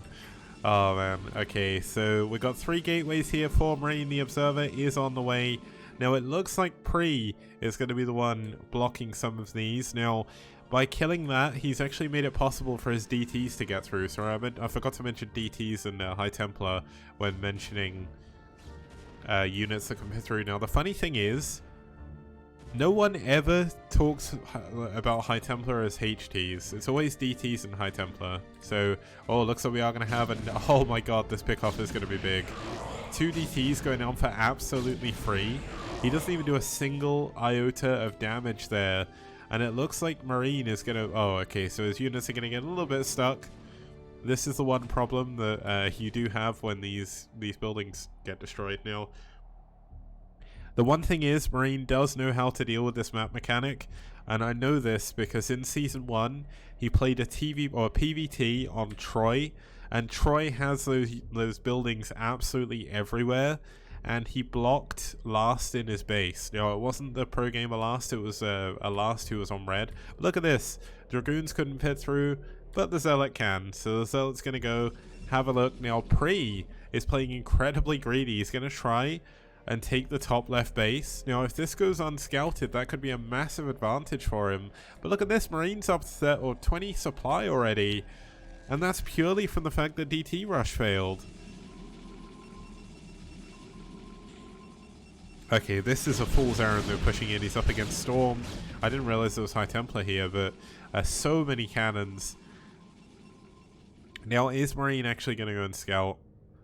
Marine actually lost against Last in that game on Troy because he didn't scout a hidden base.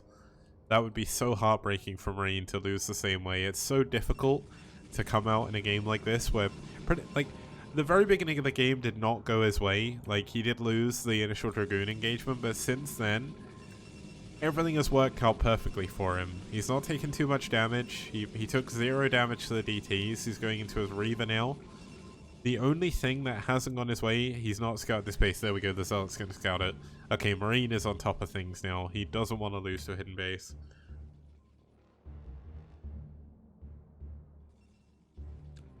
HT. I can't help it. I don't know how you Americans say H, but...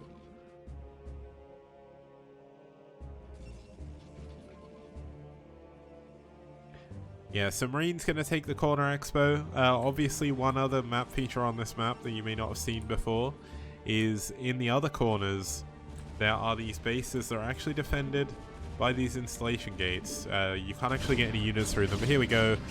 Pre is going to lose his Nexus up here. This is another 300 minerals down the drain. He does save a couple of the probes, which is something, I guess, but he's going to have to worry about...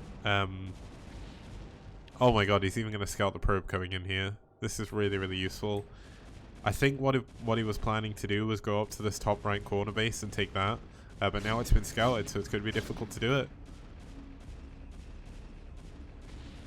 What is...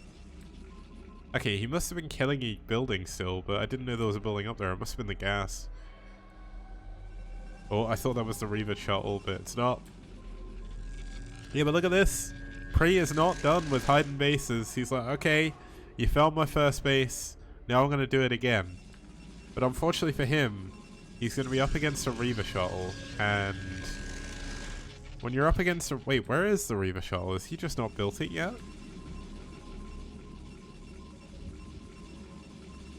Wow.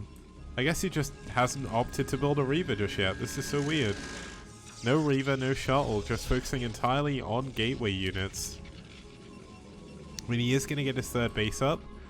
But the thing, Marine saw a probe go into his side of the map, so he really should check the top right. But he doesn't have a shuttle, he doesn't have a Reaver. I must be missing a Reaver drop somewhere, surely. There was none in the main or the natural, so it's not like the shuttle went down.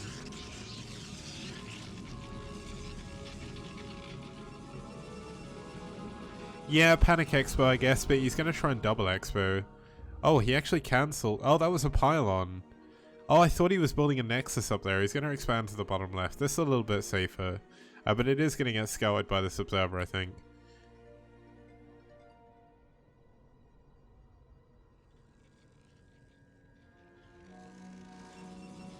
Okay, so that, unlike the last game that was... I don't know. I guess the TBT, even though it was passive, it felt like there was more was going on. But this PvP, neither player really wants to attack. Now, there's actually a High Templar. Oh my god, the Storm. The Storm. Oh, he only gets one probe. Okay, well, that's a win here for Marine. He's going to save all of his probes at this base. I mean, the shuttle's going to get away, but he's going to get scouted down in the bottom left. Where is the Reaver shuttle? I don't get it. I don't understand why you'd go for Reaver tech and then just not build Reavers. It seems like such a waste of money. But, I mean, regardless of not building the Reavers, Marine is in such an incredible incredible position that it doesn't really matter. And the funny thing is the fact that Marine can see this base, but he can actually do nothing about it whatsoever. He can't get his units down there. He doesn't have a shuttle. And finally we see a shuttle coming in. But looks like Pre is thinking, well, I'm just going to block off the middle of the map. Because at the end of the day, if he blocks him off, it doesn't matter how far ahead he was before. But there, you can see that the Zealot can no longer get through. So this could be a long game, guys. Like, we just had an hour TBT. I don't think it's humanly possible to have an hour-long PvP, but if there's one game that could become that, it'll be this one. Now, looks like Pre is opting to actually go for an attack here, rather than block off the middle of the map. So this could change the way things work. A nice Storm does need to be careful not to run his own units in. But let's see how strong Storm actually is. A nice Storm on top of the Zealots. Good Storm on top of those Dragoons, doing tons and tons of damage. I mean, Marine has a bigger army, but look at it. It's going down to Storm, and this is such a good engagement for Pre. Is Pre really going to break through here after all of that? Where is the Reavers? If he had a Reaver, this would be an entirely different fight. Marine has lost his entire Gateway army. Oh my goodness, I feel so sorry for Marine right now. He just does not have the units in the right place. There's a cannon up here already, but that's going to go down relatively quick. So the base is going to be denied. But Pre is in such a good position. He can actually just camp the exit of Marine's base. But this is a little bit unfortunate. Losing this base is obviously going to be a massive deal. But it looks like we're going to see the same thing happen down here. Now, there is a couple of cannons. So they are going to be able to take down the DTs. The DTs obviously going to be the big damage dealers, but there's no observer. Oh no, there's no observer down here. Storm on top of the probes. 9 kills on this High Templar. And both players taking massive, massive damage. But unfortunately for Marine, I think he's taken a little bit too much. Now, Marine still does have a good economy on his 2 bases. We still don't have a Reaver. I'm still so confused by that decision, but I guess this is the decision that Marine made. He was like, no, I'm not going to worry about Reavers. It's not a massive deal. But now there's cannons going up in the top right. He's going to be able to block any possible expansions up there. And another massive Storm drop on the natural. Marine is down to 28 probes. Pre, despite looking a little bit shaky earlier on, is doing a really, really good job now to come back in this game. Obviously, he's lost 2 bases. He's going to lose this top left base as well, I think. But, I mean, his army is so much... Well, actually, no. His army's smaller now. He's got 20 more probes and they're on the same supply. There's another engagement happening in the middle of the map. The DT is going to do so much. There's no observer down here. There is going to be a Storm. But he whiffs the storm, unfortunately only hitting a single zealot in his own. But the top left base is going to go down, I think. It looks like we do have an... Wait. Wow, this is Marine's High Templar. He's going to hide it. He's going to wait for the probes to come up. And it looks like Marine has enough units in the middle. He's going to push back Pre's army. And I know I was counting Marine out a second ago, but he's still in it. Now look at the... Oh my goodness. So one player has taken the natural. The other has taken the main. And we've got double Robo defending this with a ton of cannons. Oh, he's getting at the shot. Oh no, the observers. He's going to lose both of his observers. That's massive. He needs those. Okay, the High Templar still hiding at the top. It looks like oh, he has noticed. Okay, cast a curse. He didn't keep it alive well enough. That's unfortunate. But look at this. The probe's going to transfer up here again. Pre is going to go back onto a third base economy. Marine is only on 2 base still. The third base is not mining. And this game is starting to get a little bit ridiculous. No, I thought this was going to be a shell drop or something, but there's still no Reaver. I think he forgot that he built Reaver Tech. Wait, we've got a Stargate here now? What's he going to use the Stargate for? Ah. That's interesting. I mean, the issue is, now we've got Reavers for free. He built his Reaver Tech about 10 minutes later. Oh my god, DT's broken. Oh no. Okay, there's an observer here now, so the DT's aren't going to be able to take the base. But that was a good drop.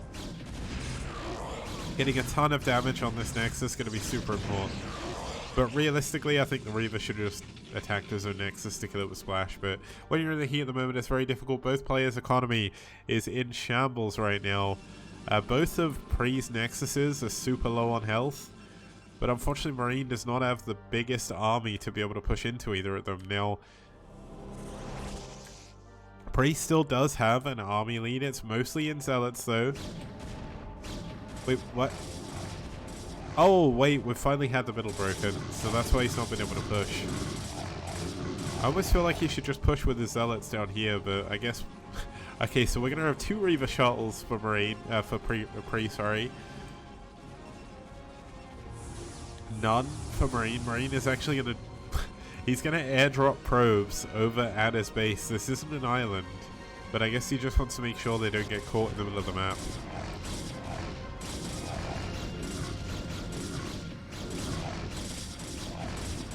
And this is what they're going to get caught by. It's going to be a double Archon drop. It's not often you see this. I wish one of them was a Dark Archon, just so he could mind control and flex. Like... There would be absolutely no point mind controlling a probe in a PvP, but it'd be the sickest thing ever. Look at this, the probes can't even mine because the base is under assault from a Reaver.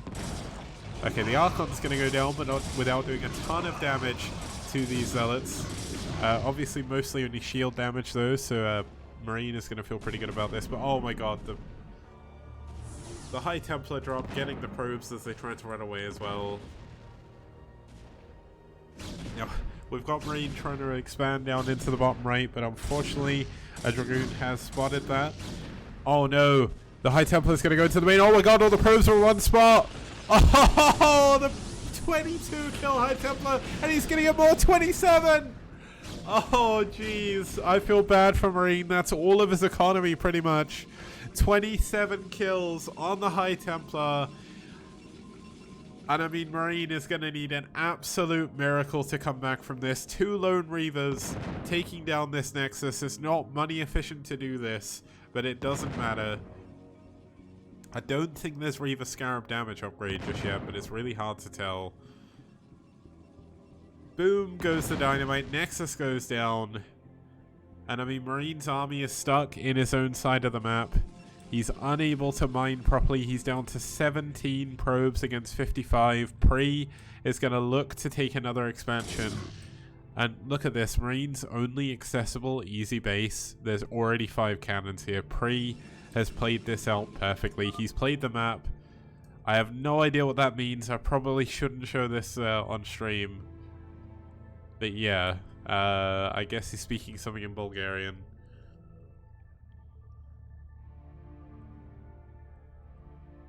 I think Marine's kind of a little bit unsure of what he can actually do here, and this is definitely a major problem. Now, there is going to be double shuttle down here. He could actually just pick up 4 Reavers and go. Wait, what is taking damage? Oh, okay, it's the middle. I'm like, huh? I can't tell what's getting hit. Oh, he says, I don't know him. Oh, maybe he was meant to whisper someone and he messed up. I don't know.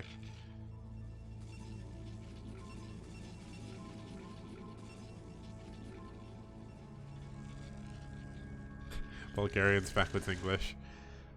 Yeah, unfortunately, I don't really know Bulgarian. But it seems like a cool language. There is a massive scene for StarCraft Brood War in Bulgaria, though. Psi Grast, who's the captain of Psi, runs a massive fan site, a fan community page on Facebook, and that community is really, really big. Like, I would say in terms of size of communities, you've got Korea top, obviously. Poland and Peru, I'd probably say, are tied for second.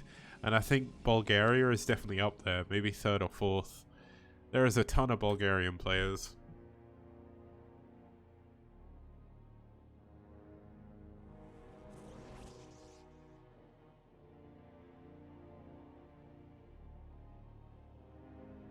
Okay, so probes going up here to the top left. Unfortunately, with no Reaver shuttles, it's going to be very difficult for Marine to go into any damage. I know I keep talking about Reaver shuttles, but genuinely, like, if he'd have been Reaver harassing this entire time, we would have a different game.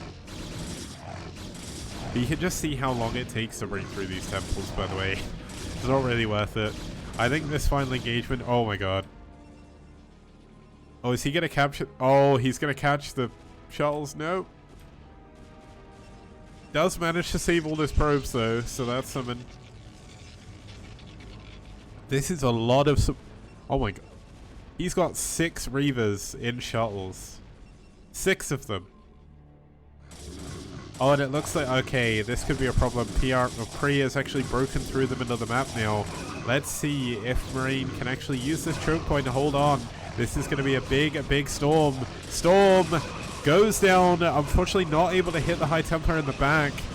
But still, that's a good location. This is going to be so hard to push through. Look how narrow this choke is. Neither player is really going to want to go through there, but look at this. Oh my god. 6 Reavers taking down a Nexus. 100% annihilation. And Marine is going to try and rebuild it. If he can get these shuttles, this could be a massive pickoff. But he's not going to. The shuttle's speed is so good. He's going to get up at... Oh! Oh my god, this is so many Reavers, though. He's got the Scarab damage upgrade as well. Pre is so good with Reavers. Like, I know he's just spamming Reavers at this point, but genuinely, like, he played a game against, I think it was Cold. Yeah, there we go. Marine taps out. GG. Nothing he can do against Pre's unit control there, and that's going to take DM up 2-1.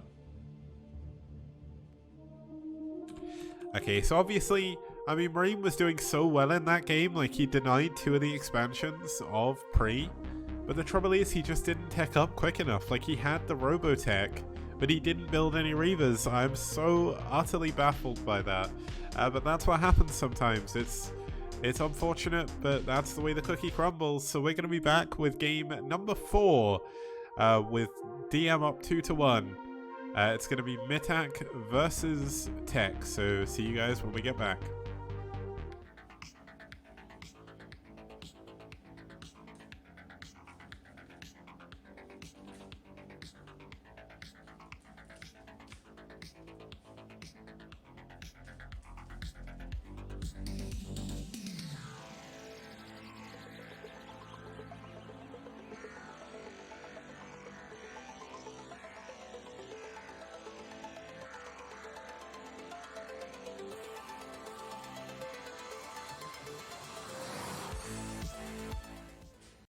Neo Arkanoid also makes its appearance in STPL Season 2, a map from 2006.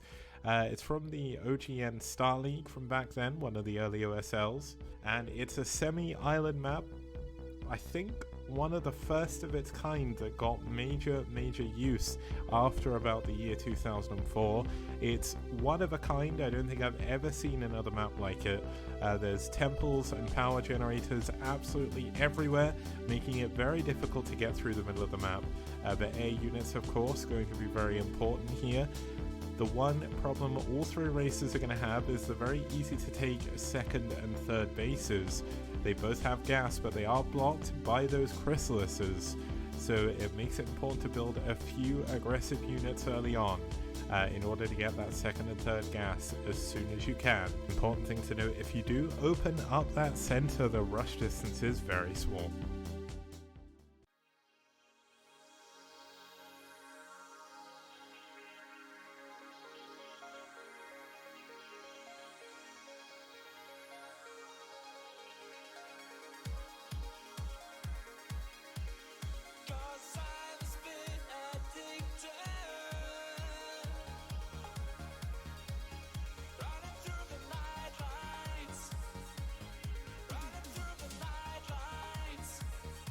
Next up, we have the 2009 map that was used in Pro League. It is New Tornado. New Tornado is a relatively standard 4-player map. There is only 3 bases in each corner, very much like Fighting Spirit. That was kind of the style at the time of these kind of macro maps. The main and natural look perfectly normal, lots of buildable space.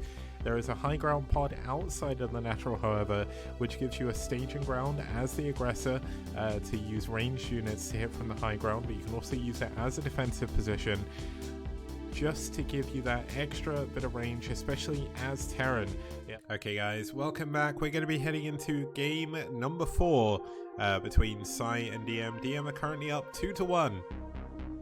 And this final, or possible final game, depending on the outcome of course, usually I always think of game 4 as the final one because it's usually like getting close to like 3-0 or something, especially this week. Some of the games this week have been super one-sided, but this has been a really sick series so far. Let's have a look at our players here. Now I'd just like to throw out that this first player here, Mitak, he had a photo shoot specifically for this photo, and it is absolutely incredible. I love it so much. It's such a good photo. He apparently got someone to come out with him and just take a ton of photos, and he picked this one out. It's I love it so much. It's the like ultimate photo. It's almost as good as Dreamer's one from Ash, but yeah, the pickaxe makes it. He is a Zerg player from Bulgaria. He hasn't had the best of wins, but well, he hasn't had the best of results, but the wins he's had have actually been really good. So, and when you look at who he's played against, he as well has actually played against some of the better players. Like the last game he played against was against DeWalt. Like that's not an easy match to come out and play. So yeah, he mines his minerals with the pickaxe. That's what he does. And his opponent gonna be the Chilean Protoss on his Terran, fighting for DM. It's gonna be Tech. Now his quote there is actually from me. I left it there as a reminder because in Season 1, I actually need to change that. In Season 1, Round 1 and 2, he was the ultimate ace player. Like, he came out and he won so many ace matches more than anyone else. Like, he was pretty much the reason why DM were winning so much in Round 1 and Round 2. Like, he just kept winning. And then he went on a massive slump for ages, and that explains his 32% win ratio. Like, he's such a strong player, but he's just... It's kind of hard to explain, but he's so good, and he's got so much potential. But at the end of the games, he just kind of falls apart. I think where he's been in such a big slump for so long, and where he keeps ending up getting amazing players to play against, it must take a toll on you psychologically. But the thing is, Tech's back in Season 2. He did have his first game up against Hawk, so that's a strong opponent. Hawk is actually in Russia at the moment for the Corrupted Cup, so if you want to check his games, you can check those out afterwards. Let's have a look at the map though. It's going to be Tech versus Mitak, obviously. It's going to be a PvZ, and it's going to be here on Whiteout. Now, if you haven't seen Whiteout before, go back and watch all of the ASL Season 7 VODs, and also go and check all of the games we've had on it in the STPL, because genuinely, it's been a really good map. So essentially, uh, the way the map works is there's 3 forested areas in the middle of the map. The restrict vision, so it means moving forward through them is very difficult. Now we are 2-1 in favor of Zerg, which obviously is going to favor Mitak a little bit, but it's not a massive imbalanced set of statistics, and obviously it's still quite small given we are at the start of the season, but that is going to grow, and I'm looking forward to getting into game number 4. It's Mitak versus Tech, and it's on Whiteout.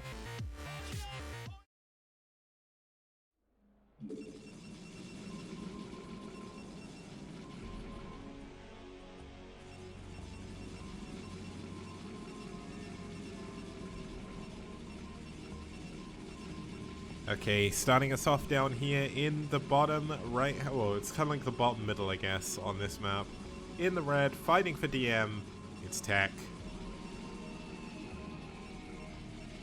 And then fighting in the top right-hand position with his pickaxe, going away at the minerals, it is the Bulgarian Zerg fighting for pSi.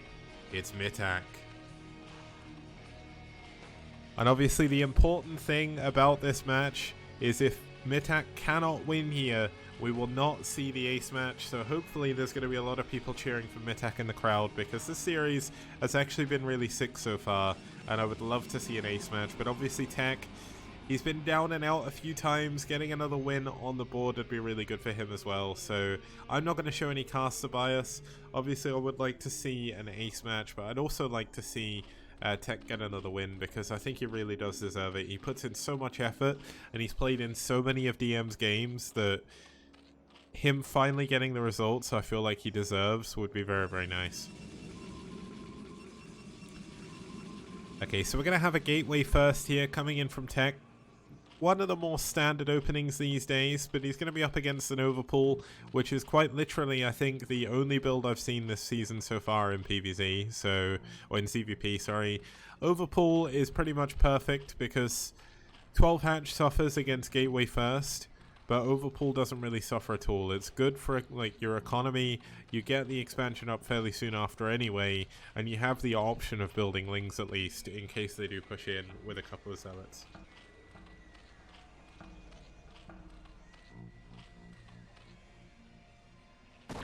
Now we're going to see the probe try and be annoying. Doesn't manage to block for very long, unfortunately. So Tech's going to head back into the main. I mean, the important thing with this probe is not necessarily blocking the expansion. I mean, if you can, it helps, but usually a Zerg player will just go and build it elsewhere anyway. It's all about keeping the probe alive for information, because you need to know how many Lings spawn, do they have speed, does he have lair, how many hatcheries does he have. And obviously the longer you can keep your probe alive, the better. Now, the player that used to be the best at this was Bisu, and Bisu would keep his probe alive like 7 minutes. And no one else could do that, but these days he's actually struggling with it, because Zergs have got so much better dealing with the probe that it makes it so much easier for them. And this is Bisu. Like, you need Bisu level micro to keep your probe alive for 7 minutes, so I mean, it looks like Tech is going to struggle a little bit. Looks like they were lagging a little bit as well, but to be honest, I don't understand why Mitak would be complaining about lag here, because at the end of the day, it's Tech that's needing more micro. But here we go, looks like the... Oh, Tech is actually getting his first Zealot surrounded. This is a pretty big deal. Yeah, the drone move attack, like, they're a lot better at doing that now. They're asking if they want a remake. But unfortunately, once again, if you're just tuning in for the STPL for the first time, this is the biggest global team league. And the reason why I say it's global is because, oh my god, Tech, come on, you don't need to be aggressive like that, man. If I was Kesper, you'd be banned, but I'm not Kesper, so... And we are going to have to, like, get some rules about, like, BMing people in chat, though, because it's not good. But yeah, I say global. There is another big team league called BWCL, and it's really good. It's been going on forever. It's a little bit harder to see the cast for it, though. It's not as regimented, but the casts are really entertaining. You have pretty much like most of the teams from STPL are also in BWCL, but the maps are a little bit, but it's a different format entirely, almost. But the main thing is there's no Koreans, whereas this is truly global, so you can have Korean players, you can have people from anywhere over the world, but then the problem does lead to sometimes there is a little bit of lag for the players if they don't host on the right turn rate, so it's not too much of a big deal. Zergs get tilted so easy. Just reading out chat there, Nick8844 with the with the shade thrown at Zergs here. Like, I mean, historically, I would say the two races in Brood War that get tilted the most are Terran and Zerg for sure. Like, you can even tell from the top level players, like the top level foreign players especially, because there seems to be a lot more BM in the foreign community, but like when you look at, oh, here we go, we're going to have the Zealots pushing in against the Lings. Nice micro so far by Tech, going to get really, really good trades here with the Zealots. And Mithak losing all of those Lings is going to have a lot of trouble. Wow, he does have a Sunken? Is this going to be a 6-minute game, guys? Are we just going to have DM clear the series out? He's going to get 2 Zealots in the mineral line. Oh, he's not going to do too much damage though. That's a little bit lucky now. Zealots in the main. Gonna scout the Spire, I believe. No, he doesn't see the Spire. Great blown drone block here by Mithak. Now, Mithak does lose a couple of Lings trying to deal with the Zealot, but I mean, Tech losing all the Zealots, that's a pretty big deal. He doesn't have +1 attack just yet either. So he did skip that. We do have a Stargate, so he is going to get a Corsair. Templar Archives coming in as well. But Mithak has a ton of Lings. Is he just going to run across the map and win with them? Can Tech actually hold on? He does have a little bit of a wall here. Second cannon is on the way, but if Mithak can break through this wall, he just wins the game, surely. Yeah, going back to my previous point, like you compare someone like Bonneth to someone like Eon Zerg, right? And I know this is an unfair example because Eon Zerg is Bane, and he does get very frustrated when he loses, but Bonneth, like, it seems no matter what happens to Bonneth and DeWalt as well, or maybe it's just because I don't speak Russian and Polish, but whenever you see them play, they always look so unbelievably calm. It's like they're in a zen state. Whereas Eon Zerg lets his emotions get the better of him sometimes. He's got a lot better though. Like, I don't know if like Eon Zerg is watching this or if he ever would. I would highly doubt he would because I don't think he watches. But like Eon, if you do see this, like one thing I wanna say to you is, over the last 2 years, you've grown so much, not only in the game, but also with the way you deal with the game mentally as well. So really, good job, man. It's not easy.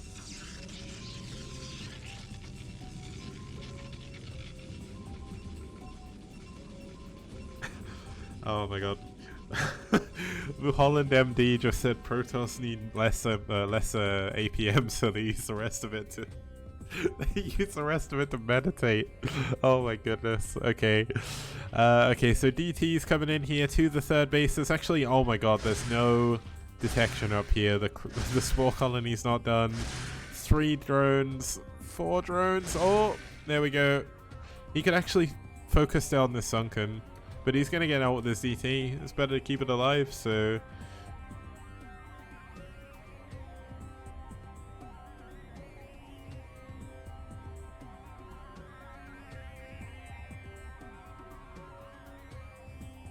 Okay, so the Corsairs are still alive. That's going to be a big bonus to Tech. He's continuing to add them on as well.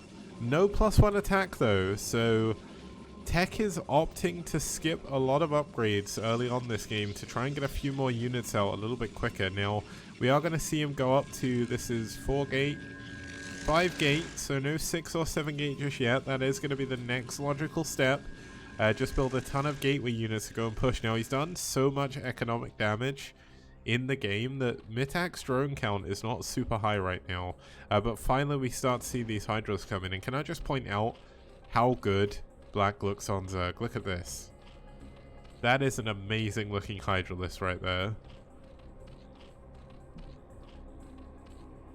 Now this DT continues to look around for some damage, but unfortunately he's not going to find any damage at the third base anymore. The best he can hope for is just to try and block any further expansions. Now there is a lot of Scourge, so Tech does need to be careful with these Corsairs, and obviously without the +1 damage it's a little bit harder to kill them. But it looks like he is going to try and engage them while he can. Now Tech is in a good spot, but he could still throw away his army here, and if he does, that is going to be a massive mistake. Now losing one of the Corsairs, not the best.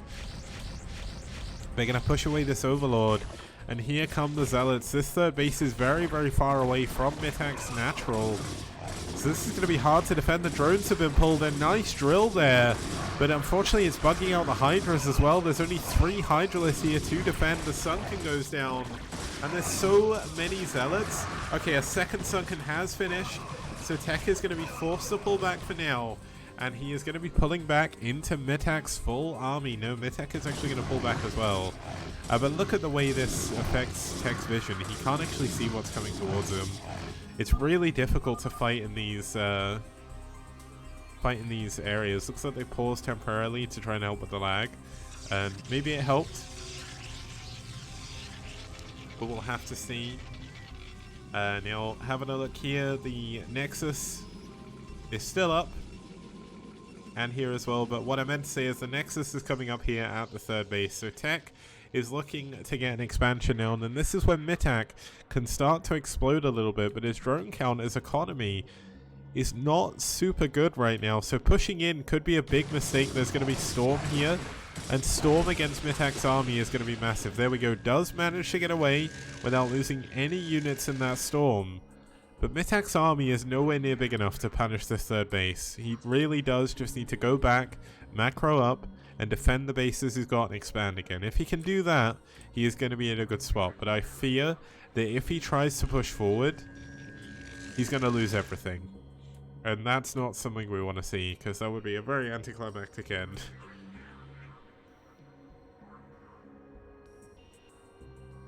Oops, turned off the wrong vision. But there we go. Looks like we do have a couple of Corsairs just chilling out. Now, this is a bit more of a passive game at the moment. This is kind of what I'm hoping for. But oh no, Mitak's going to go and engage here. This could either be the best engagement ever or the worst. Looks like he knows it's going to be bad, so he pulls back, takes a little bit of damage. Obviously, Zerg units do regenerate. He does have a good number of Hydras, but the regeneration takes forever, so we're going to be here a while, so he's not going to want to push back in with those. The third base is now done for Tech. The minerals have been mining a little bit. Now, this is a half gas and a half mineral base, so this base is going to mine out fairly quickly here for Tech. But Tech's going to fly in, scout what he can see. Not really anything to see. He can't see the layer is upgrading Overlord drop, but that's obviously a big thing that we now know about. Drop is going to be very, very important. Now, is the DT going to see what's coming? Because if a drop goes into Tech's main, look at how far Tech's army actually has to run back. It needs to run all the way back through here and up a ramp. So the drop's coming in.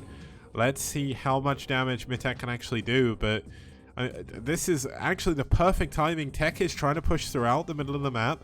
He's looking for Mitak's army right now, and he's trying to find a place to attack, but can Mitak deal critical damage with this drop? We'll have to see. But can Tech just barrel down through these bases? There's lurkers here. Oh, there is an observer. Okay. The observer's going to be a big deal, but here we go. The drop coming into the main base of Tech. Going to take down at least the Nexus, and could take down a lot of the pylons. I think it'd be a really good idea just to focus the Templar Archives, just to get rid of it, to make sure there's no High Templar. And you can see Tech is scrambling to come back right now to try and defend this. There's lurkers being built in his main. The Templar Archives is down. There's no more Templar gonna be built in this game. But the Zealots are trading so efficiently. +1 attack versus +1 attack. There's a DT here. There's no observer, no overlord even. So this army is going to get cleaned up. He's trying. Oh, he's trying to focus down the Citadel. Can he get it? Can he get it before the DT kills everything? Oh, there is still a lurker in here though. Okay, one of the lurkers goes down immediately. It was low on health. The second one goes down. The Citadel does survive, so the Templar Archives is going to come back up immediately. But that was a good drop for Mitak. He traded a lot of supply for a good amount of supply. He knocked Tech back down to 2 base. He stopped Tech from outright killing him, which is probably the most important thing. Because Mitak is still sitting pretty on his 3 bases. His natural is defended pretty well. His third is defended pretty well. And look at this, he's going for another drop. He wants to try and stop any possible re-expansion into the main coming down. But he does need to be careful of the storm. There is a lot of High Templar in this army, 5 to be precise. They all have 100% energy, and he does not have Kadar in the amulet, so it is going to be 2 storms per High Templar. But look at this, he is barreling through. It looks like the Hydras have dropped off in the main, but it doesn't matter. Oh my god, there's a DT in the main. 2 DTs actually. All of Mitak's drones are going down. There's a massive push at the front. Tech is doing a really good job with his multitasking, and I think he may have done it. The Nexus is still not dead. It's going to go down now. Most of the shields are gone, but the DTs in the main killing all of the Tech. Going to kill the lair even. Now Mitak coming in from behind, doing what he can, but he's down to 25 drones at the moment. And Tech's economy. Wait, where did... Oh my god, I'm so sorry guys. An 18 kill lurker. My goodness, both players' economies are in shambles right now. And it looks like all of the... Oh my god, Mitak's tapping out? I don't think Mitak needed to tap out there, but GG. Mitak taps out. Tech takes game number 4, sorry, and he will win the series 3-1. I think Mitak got tilted or something. Like, wow. I'm just gonna, you know what, because I have the power to do this, I'm just gonna do this. We're gonna go back and we're gonna watch that lurker drop, because that was pretty sick. So here we go. It's gonna come in now. I love having the ability to do this, by the way, guys. This is so good. The drop in the main obviously killed the Nexus there. And he killed 18 probes. Like, look at this. He moves up here. Okay. 4 kills. So he... Okay, he killed 22 probes throughout all of that.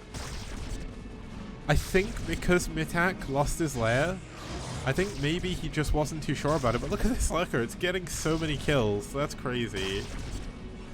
Oh my goodness. Mitak should not have left that game. That is definitely going to be a game he's going to regret, I think. But that's what happens sometimes. If you get a little bit tilted... Wait, did he really end the game on 1337 gas? Well, that's Tech for you. Okay, so... that is going to bring an end to our series. Now, I've actually been casting for 3 hours nearly. So what I'm going to do is, because there is going to be a break from playing this weekend due to the fact there is the Corrupted Cup going on and a lot of players from a lot of the teams are over there. What we're going to do is we're going to call it at the end of that series. We'll bring up the results and everything and go through everything as we normally would do. But really well played game by Tech there. I feel very bad for Mitak because honestly... I don't think he'd lost that game at that particular stage, but I guess he felt he was a little bit too far behind. So let's actually have a look at the results. We'll just take you through everything that's been going on, then I'll explain what my plan is. So let's have a look at the results here. Keep pressing the wrong menu. Here we go.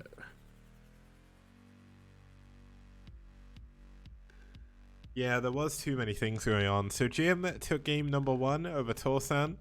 Kiko and J1 had one of the closest and longest TVTs I have ever seen.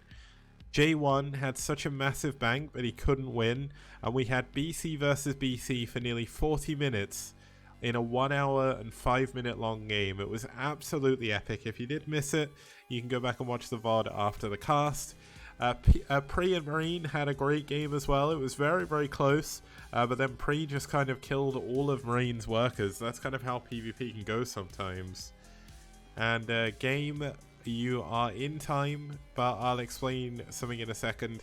And then obviously Tech taking down Mitak there in a really close PvZ. Honestly, I don't feel that Mitak had lost the game at that point, but I don't think Mitak realized just how much damage he did to Tech. I think he thought that maybe Tech was all fine at home, and that's what happened. So that's a good point. He had no pool or Hydra then. That makes sense. I guess that's one way of looking at it as well. So I've been casting for an incredibly long time. Obviously, I'm solo casting as well. I've had a long day at work, so what we're going to do is we're going to call a pause on today's cast. We will continue on Monday with IRK versus White, and we will cast VT versus Nice at the same time as well. So I do apologize, game. I know you've just turned up to see the second series, but it's been a long cast. My voice is absolutely going, so I probably won't be able to make it through another long series. And obviously I don't know the length of the game, so rather than kind of risk casting badly, what we'll do, let's have a break and we'll come back on Monday. There's no games being played on Sunday. This weekend is the Corrupted Cup, and it's going to be a lot of fun. Rapid is going to be casting that in English with Artosis over on his channel. We're going to have Zero casting it in Polish, and I believe there's another couple of casters as well. I'm not sure who they are, but there's also like a kind of live report thing that's going on right now. Apparently they're all out drinking together, so that should be a lot of fun to watch that tomorrow. So watch the Corrupted Cup this weekend, and we'll be back with some more STPL on Monday, 2100 CEST. It's going to be VT versus Nice and IRK versus White Clan. Hope you all enjoyed the cast today, guys. How can Artosis cast the final if he's going to be in it? That's a very fair point. Maybe Artosis won't be casting, but at least early on he's going to be casting, I think, when he's not playing. Just to answer what channel is Rapid, he is twitch.tv. I'm going to type all of this out. Let me load up my own stream dashboard on my PC. I usually look at my dashboard on my phone, which is why I look down so much, because I'm reading chat. But yeah, let's have a look at my dashboard. So just to link Rapid's channel, I think he's going live tomorrow. It's twitch.tv/rapidcasting. I'm fairly certain. If it isn't, then I'm going to look like a fool. Yeah, but it is. So he hasn't started casting day one just yet. He's actually set everything up ready for tomorrow. So it's going to be a $10,000 tournament. It's going to be a lot of fun. But yeah, hopefully you'll all enjoy the cast. Obviously, it's a little bit of a shorter cast in terms of games today, just because we did have such a long TVT. But that gives us more games to watch next week. So same time, same place. If you do want to support the STPL monetarily even, you can. You can hit the Patreon link if you want access to over 1,600 STPL replays, including replays from Mind and Best and Scan. There are tons of Scan replays in here. Then you can support with the $5 tier or the $2 tier to get your name on the stream at the end as well.